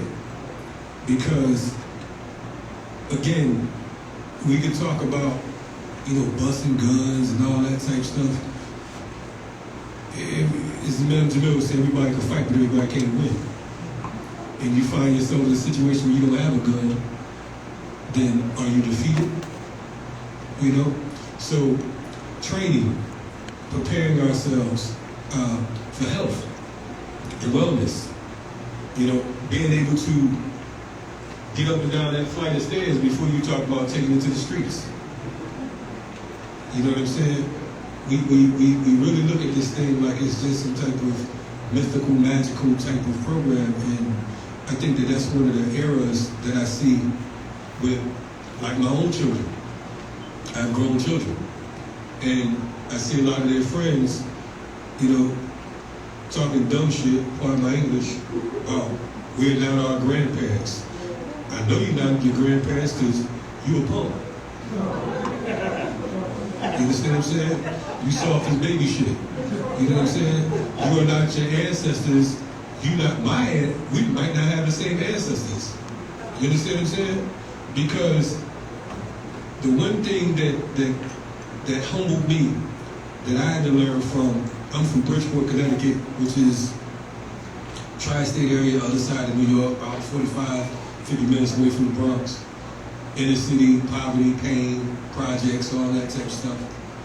The one thing I thought I was organizing when I was organizing in the tri-state area, and then, South Carolina, Georgia, stuff like that. But it took me to organize in places where they have dirt roads, like Mississippi, rural Georgia, and Alabama, in places where they tell you straight up and down, talk that shit right now, but your ass gonna be gone by sundown. And I didn't stick around because I believed them.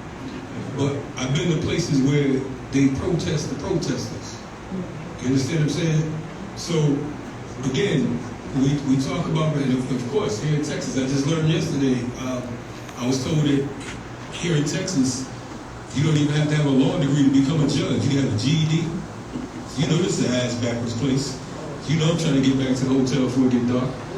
But my point in saying all that is we have to be able to get in the art of living. Because when we talk about revolution, we talk about when we win. What happens after we win?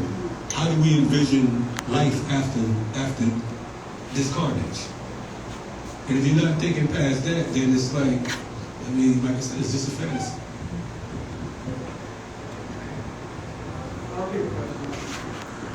How do you envision the revolution taking place? Is it a singular event, or are we within it? Yeah, so I can't answer their question, but I would think that how we resist prepares us, for revolutionary struggle. And also it's already been said by the panelists that the proto-fascists or white nationalists are already doing, I would call it a counter-revolution, but democracy never worked for us, so I don't know what the words mean anymore.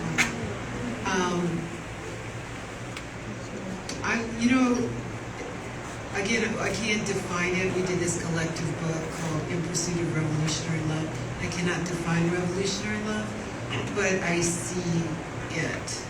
And so I just try to study and listen to people, and then they become my collective teachers. We're always in moments of crisis. The 20-something-year wars in the Middle East trained a lot of fascists. And they also stole a lot of weapons. I mean, my dad was an officer. They were stealing a lot of stuff from the military. So I'm sure, their stockpiles are not. They don't have receipts for everything. But they got their training from the military. They got their training. They've gone in the police forces. So they're everywhere. So we survive and we love, and that prepares us for revolutionary struggle, even if we can't define it. That's kind of my best answer.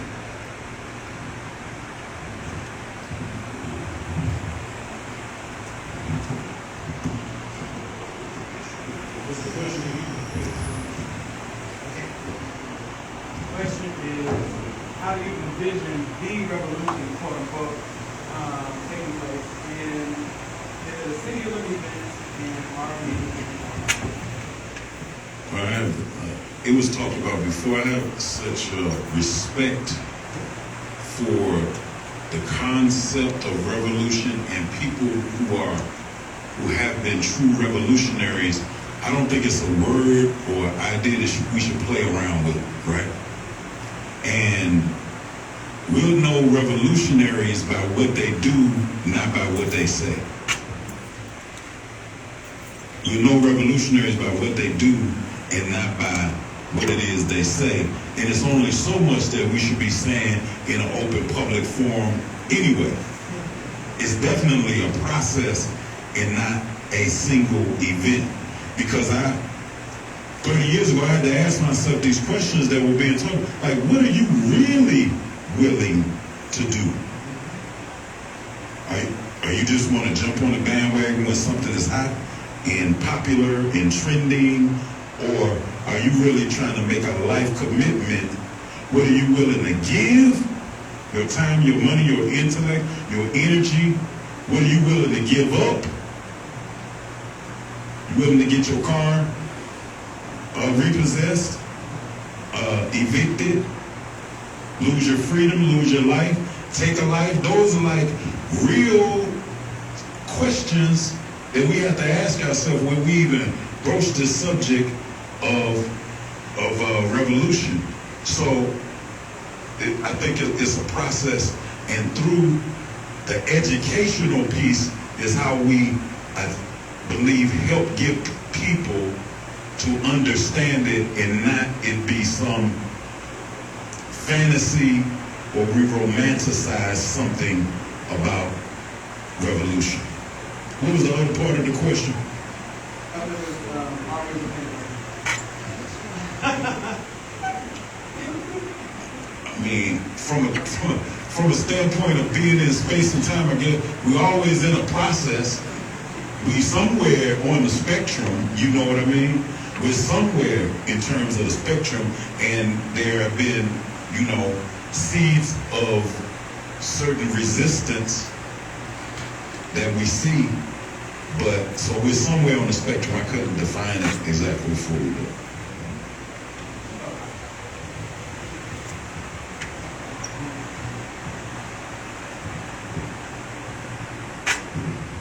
What you were saying made me think of Boots Riley, the coup, their guillotine, the song where the sister sings, "We were in a war before we fought one." Like, you know, it was war on one continent, war on water, and then a war on a new continent, and we didn't start the war. So I'm starting to think often about war resistance. I don't know if that's the same thing as revolutionary struggle, but it is a form of preparedness, intellectually, emotionally, you know, materially. So for me, I can't define it, but war resistance, I have a better handle.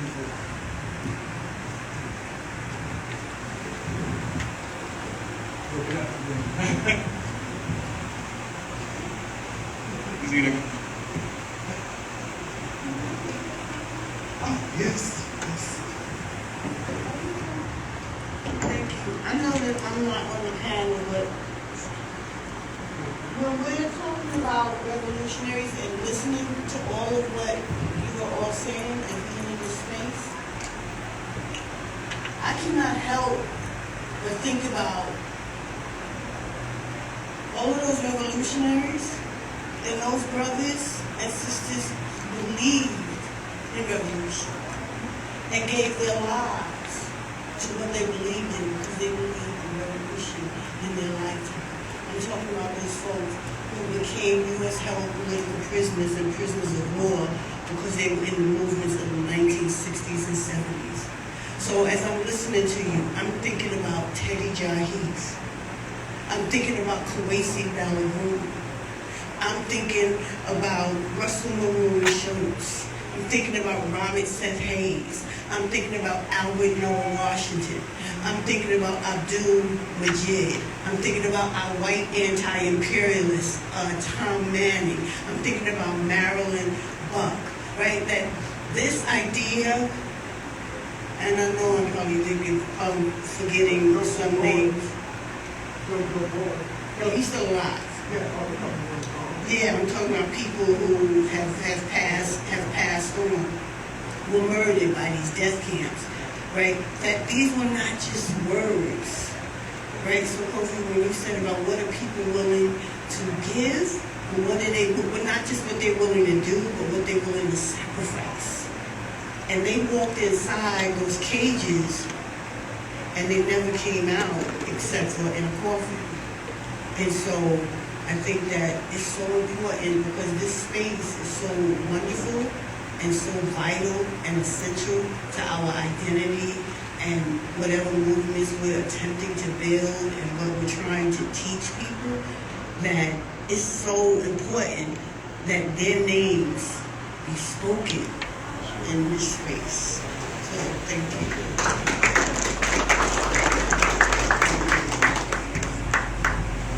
Yes, I would, what you wanted to speak, I wanted to let him speak.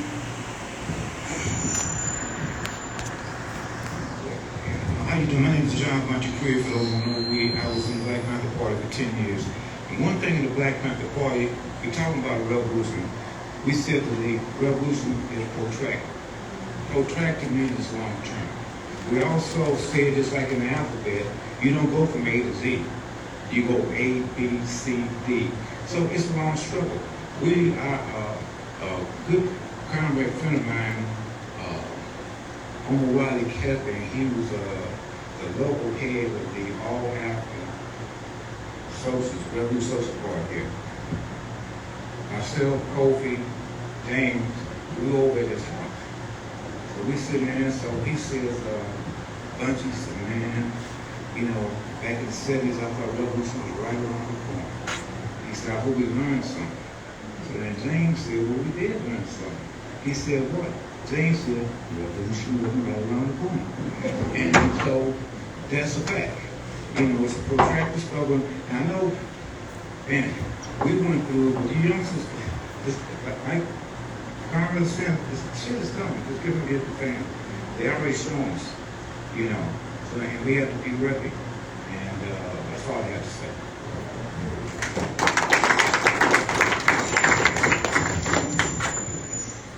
had two people that had comments. Steve, you want to go?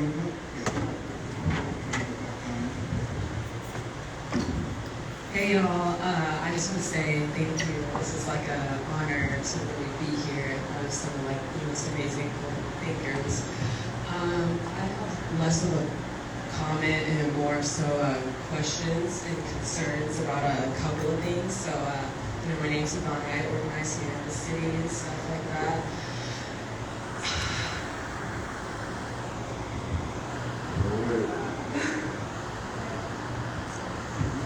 A couple of things in terms of like what y'all mentioned in regards to like young people and the movement and organizing.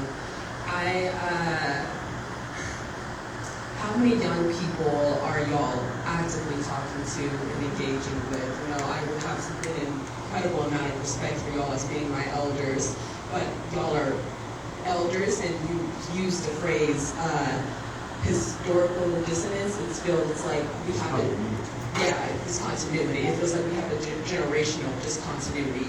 And like Trey said, we don't only live in the belly of the beast, but we are the asset of the belly of the beast, living here in Texas and whatnot.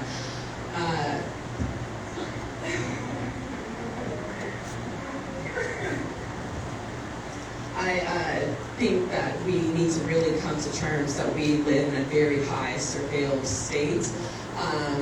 What we are organizing, what the conditions that we are organizing in right now are not the conditions that y'all organized in way back when. I also would like to mention the fact that there are so many of y'all that are now dead who are not able to teach us. A lot of y'all are gone. And that's something that we need to reckon with and come to terms with. Why don't the kids know this? And the kids don't know this because the state intentionally killed y'all. The state has put y'all in prisons. The state has done everything that in their power to make sure that we don't know who you are. You said that you don't see a dream. You can't visualize what a revolution it looks like. And part of me felt like that was fair, but also that really hurt my feelings. Because if we don't have you guys dreaming with us, envisioning with us what another world can look like, what are we doing here? You are supposed to be our elders, our guidance. Like, what are we doing here? If you give up, then what are we doing here? I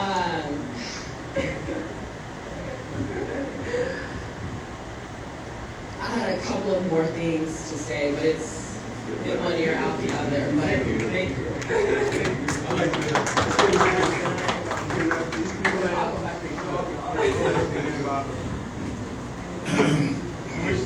And I'm glad, young lady, that you stood up and spoke. Because in your condition here in Texas, y'all are in the belly of the beast. You go other places, they're cool, calm, they don't feel what your guys feel. Do you understand what I'm saying? In Florida, they feel this. Okay? But if you go to certain places, you'll find that the young people are not ready for this. Like, your guys are ready. You could be ready for this. But there's places that young people, they ready to boogaloo now, this new thing called whatever this dancing stuff they're doing. You know, like, they're not as active as your guys see what is happening in your community, what is going down. Y'all are feeling the pressure of oppression here, because this is one of those states that has that oppression with the boot on the neck here. That's part of it. Another part is that I don't think anybody here was putting you down. What we were saying, and a lot we're saying, is what we're seeing and what is happening, or what has came past our thing. Now, I worked with youth earlier. Now I'm working with the seniors. Why am I working with the seniors? Because I'm trying to get my elders to remember from whence we came. I have to bring my elders back, because my elders have lost a lot of ways. And then they're thinking about their health. And they're thinking about what's happening with them. So I try to work with my elders. And what I do it through documentaries about us as a people, the things we went through. The latest thing that I showed my elders was a thing called American Maroons, which all of y'all should see that. because it will give you a clear picture of who and what we are and where we need to be at during this time. Young folks, all. I don't believe anybody was trying to put you down in any way of respect, okay? Or to say that you're not. Here you're doing something, but there's places that they're not doing a damn thing. They're not doing. I can tell you in Virginia, where my mother and my niece and them live at. They're not. You have a very few. I ask students in colleges, why haven't y'all started black student unions again? Because there you can organize. There you learn how to organize. And none of them can tell me why they're not doing it. You gotta know it, and you know that and you do that.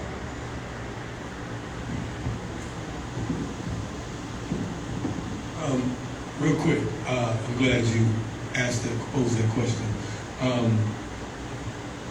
Some of the folks on the panel are my elders, right? We have a youth group called Siafu Youth Corps. I work with youth between ages of 12 and 19, and then we have some young organizers that we work with between the ages of like 21, 27, right? I have two children that are organizers, right? So my comments in particular wasn't an assault on the youth saying that the youth aren't doing anything. I'm saying that there's a disconnect, right? And I'm also saying that there are organizers, there's plenty of organizations, but it's like the fist and the fingers. The fingers are fragmented. I can slap someone, but it's not going to be as much of an effect or an impact as a punch.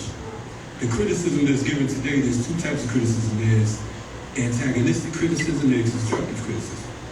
The first lesson you have to learn with political education is to be able to accept constructive criticism in order to grow, right? So even if you don't know anybody on this platform, we're in the age of the internet. Now, all internet ain't good, but there's plenty of research that can be done to find out who came before you. Just like many of the young folks I know, when I came into movement, and like you were here for decades and generations, we thought the revolution was around the corner, right? We thought that it was going to go down by a certain amount of time, right? What I've learned is damn near every 3 to 4 years, there's new formations popping up. Now more than that, you can't even keep up with it. It's microwave movements. So you get folks that's in it for a minute and then they out. But that's not realistic. You understand what I'm saying? So if you don't study counterinsurgency, if you don't study how movements work, not just the 60s era, you got to go beyond that, right? You go back beyond Garvey. You know what I'm saying? But then you have to study on an international level. Because when we talk about revolution, the majority of our heroes never made 40. Che Guevara was 39. Thomas Sankara was 36. Malcolm, 39. Patrice Lumumba, 36. Chairman Fred, 21. You know what I'm saying? And we can go on and on and on and on. You know what I'm saying? Walter Rodney, 36? You know what I'm saying? So it's not only a fool would think that the movement's not going to come from the youth. But at the same time, if you're constantly reinventing the wheel and you're not taking lessons and instructions, then you'll fall into the same snares and pitfalls that came before you.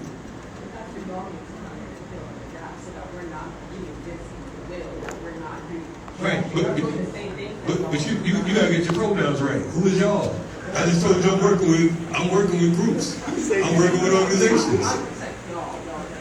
Huh? No, I get that, but I ain't y'all, because I'm telling you that I'm actively engaged. So I mean, you want me to move to Houston, I can do it there. If you want to pay some room and board and all that, I'll pack up, we'll come in. But the thing is, we organize. We don't just organize individuals, we organize organizations. However, there's no neutrals in war. There's no y'all. Child soldiers fight on the continent, in Vietnam, so on and so forth. So to be honest with you, respectfully, excuses only benefit excuse makers. You know how to research, you know how to study. If I ask you about your favorite artist, you know everything about your favorite artist. If I ask you about your favorite dress code, you know everything about that. You know what I'm saying? So again, it's not an assault nor attack, but we can't keep pointing fingers at each other. You understand what I'm saying? If we want to win, we want to win. But no, I'll just say real quickly that we have to look at the enemy, right? The enemy is always, I mean, from us, we come from an intergenerational organizing. SNCC wouldn't have been nothing if it wasn't for Ella Baker, right there guiding them. So it's not, I don't see a disconnect.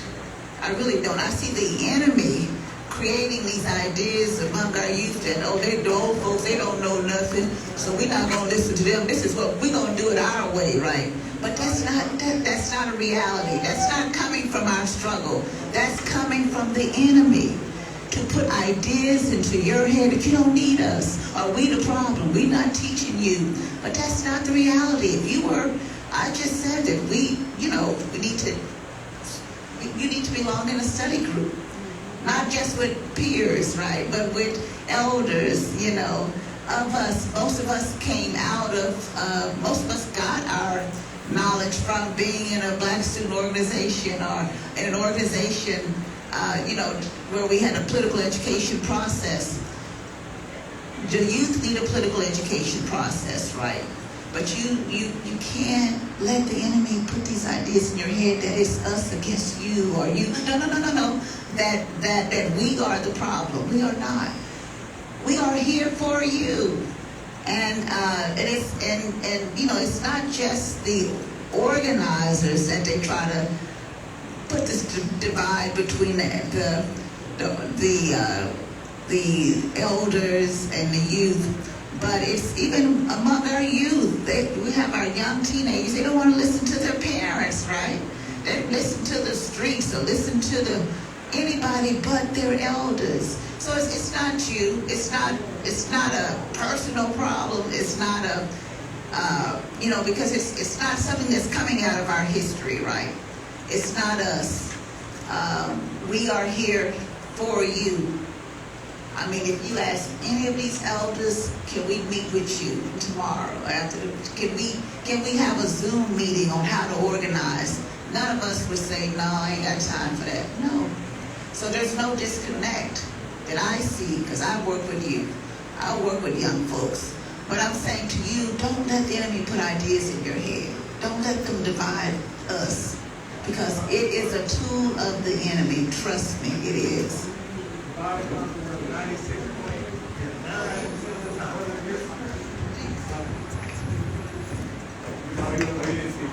No, because I think some of what she was saying was aimed at me when I said to her or to the young folks that I don't have no visions of the revolution, and I'll re-say that. That's not my vision. That ain't your. You are supposed to be the one. And it's all right for you to get angry about that. That's good. I'm glad you did. I'm glad you spoke up. But as Kalonji said, Sister here said, that we're here for you. And most of us are working with youth. I work with youth every day. I'm dealing with them. They call me for information. They call me for advice. They invite me to their organizations to speak to them, to hold political education. I did a whole thing with the Movement for Black Lives. Was that last year or the year before? The whole summer I did education classes for them. But I will reiterate, it's your turn. It's your time. That don't mean that I'm not going to be here to help. That don't mean I don't dream with you. That don't mean that if I can help you, I won't help you. I won't advise you. If I can advise you, I definitely will. But it does mean that it's your turn. You must lead me. I did my leading. I was your age when I was out there in the streets. I did 33 years in prison for my work. And I continue to work. I haven't stopped working. I continue to work with the youth. I continue to work with the community. I continue to work with the elders. But this time is your time. embrace that, accept that this is my time. My elders is handing me the baton. I'm gonna take it and make them proud. And I know they're there if I need to ask them a question, if I need to get some advice from them, whatever I can get from them, if they have it, know that we're here for you. As she said, we're here. Nobody would say, no, I'm not gonna help you. No, I ain't got time for that shit. No, we're gonna say, let us help you. Let us tell you what we went through when that happened to us. Let us tell you what you shouldn't do. And of course, we did service. We made a lot of mistakes also. And our mistakes can guide you, can help you. But don't think that what I was saying is that I'm not here for you. I'm saying that this is your time. This is the time for the youth to step up, take control. You're almost too old. You better come on and get involved now. Because in a minute you're going to want to have children and whatnot, and you ain't going to have time. You know? And so once you, right now, if you a teenager, you're in your 20s, early 30s, good. Your time. You the one I'm talking to. You the one we passing the baton to. I would rather pass it to the 13-year-old, the 12-year-old, you know, because once you get 20, 25, 30, you think you know it all anyhow. I can't tell you nothing anyhow. But I love you, sister, and I'm here for you. Okay, I know thank you all so much for being patient. I know everybody has a lot to say.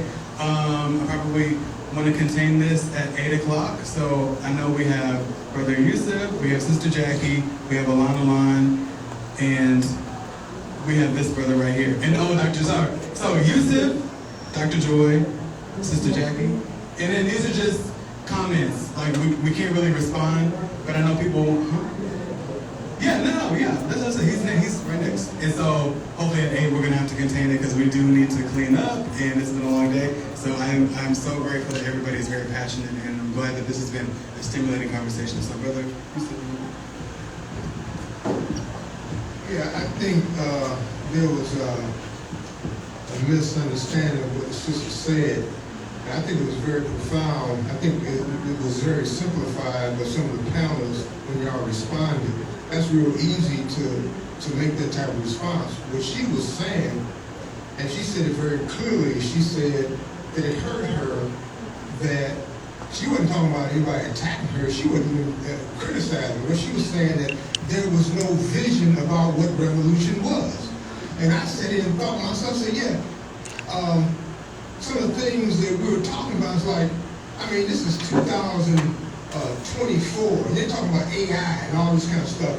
And we're talking about stuff that I did when I was 20-some years old, and we're attacking the greatest military, and all of that about the way revolution is supposed to be in the third world. I mean, it's like,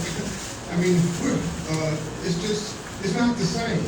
And so to say, and you weren't the only one, Sekou, a number of people said that they didn't have a vision about what revolution was. I didn't either. I was thinking about the time, and so when she said, I said, wow, she picked up on that.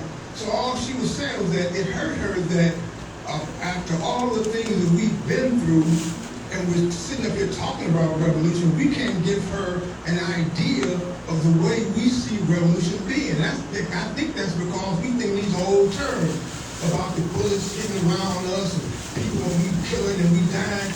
I don't see it like that anymore. And I think that's part of the problem. You know, that we have to really get into it and realize what is a revolution going to be like in the United States? Is it possible? And what is that? What are we talking about? We're talking about the same thing we were talking about in 1960 something? 1972, the BLA?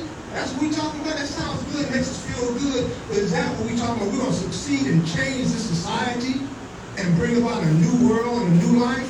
I don't see it like that. And so I felt the same way she was talking about. I think that's what we were saying. We don't see it that way. But then, what she was talking about is envisioning. But we have to have some vision for them. We got to think about it. No, I don't know. We can do, we can talk about how we're going to move from A to B right now. All right. I told you what I'm doing. I gave you an idea. Revolution is process. In other thoughts, nobody just said, all right, it's on, bang, bang, bang, bang. And that ain't gonna happen. Revolution is a process.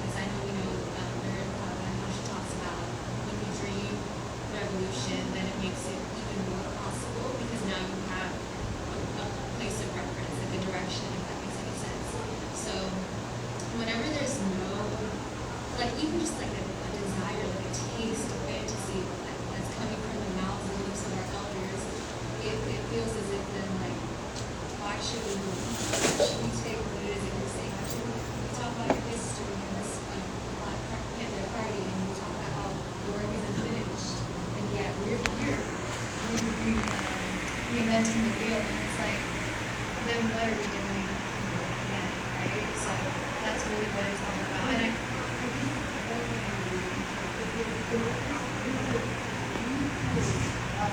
I'm going to be risky, so I don't want to said is a dread doula. And they wrote something on Medium, and in that collective book, we spent pages talking about Kaaba and the notion of dreams. And I have, I don't want to bore you with it, but I have critiques of the freedom dream stuff coming out of the academy, because I think the language at sometimes mirrors what's popular, and I'm not diminishing what you said. And so, what Mars says is sometimes the capacity to dream is shaped by privilege. If you're living on the streets or under a bridge, where you've got to feed your kids and you're going to sell one of them to feed the other ones, your dreams are shaped by your material conditions at some time. And so maybe we have to deal with death and dread, as well as our dreams and our aspirations. And so you have a loom. Take our threads and weave something of it. But I'm not sure that anybody failed because I'm not even sure you said that. But, I disagree with a lot of academics and people placed in the academy. Kaaba, I appreciate, but I have a critique of that as well. So I think we're richer that we have a language that can express that. And whether or not you trust us or we trust ourselves, I don't know. But we keep showing up, so it works for me.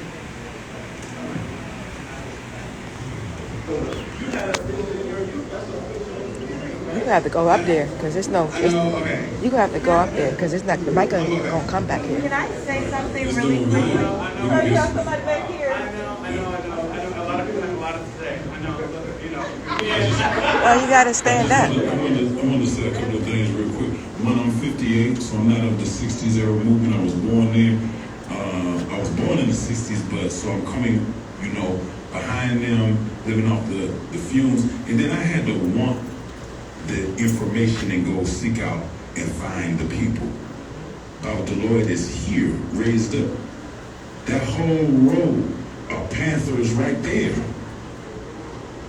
This group, I had to want the information, put myself in the spaces to connect with Dequee 15 or 20 years, however long ago that was, in order to help inform me so that I could understand what they've gone through. And I'm learning it's not just in a study group, it's more sometimes in casual settings that I learn so much about various things just being around some of the brothers and sisters and some of people who helped mentor me early on who are ancestors now. So I had that thirst. So that's a priority for me to put myself in those spaces, including authorized study. One thing I wanted to say, we said, when we were dealing with these questions of imperialism, and you said they're weighted questions, yeah. And I said, we bring it back home. I said, what are we dealing with in the National Black United Front today? We're dealing with a sister who's come to us, whose brother was tased and killed in the Harris County Jail. Dealing with a family that's in the neighborhood whose child was taken by CPS. We're dealing with a population where people don't have stable housing, who are unhoused. We're dealing with a mental health crisis that is played out in our communities every day in my neighborhood. This is my neighborhood right here that we're in. That these are things that are bombarding the doors of Shape Center. These are active things that we are working on in our community with the National Black United Front, which I know I saw you there last weekend around Malcolm X's piece. And how we have the understanding, connect those crisis, traumatized situations to the broader goals and understanding is something that this panel is helping me to try to synthesize as well. And I didn't say, if I did, I was wrong. I didn't say I didn't have a vision for revolution. I said this wasn't the proper form that I was sharing it in.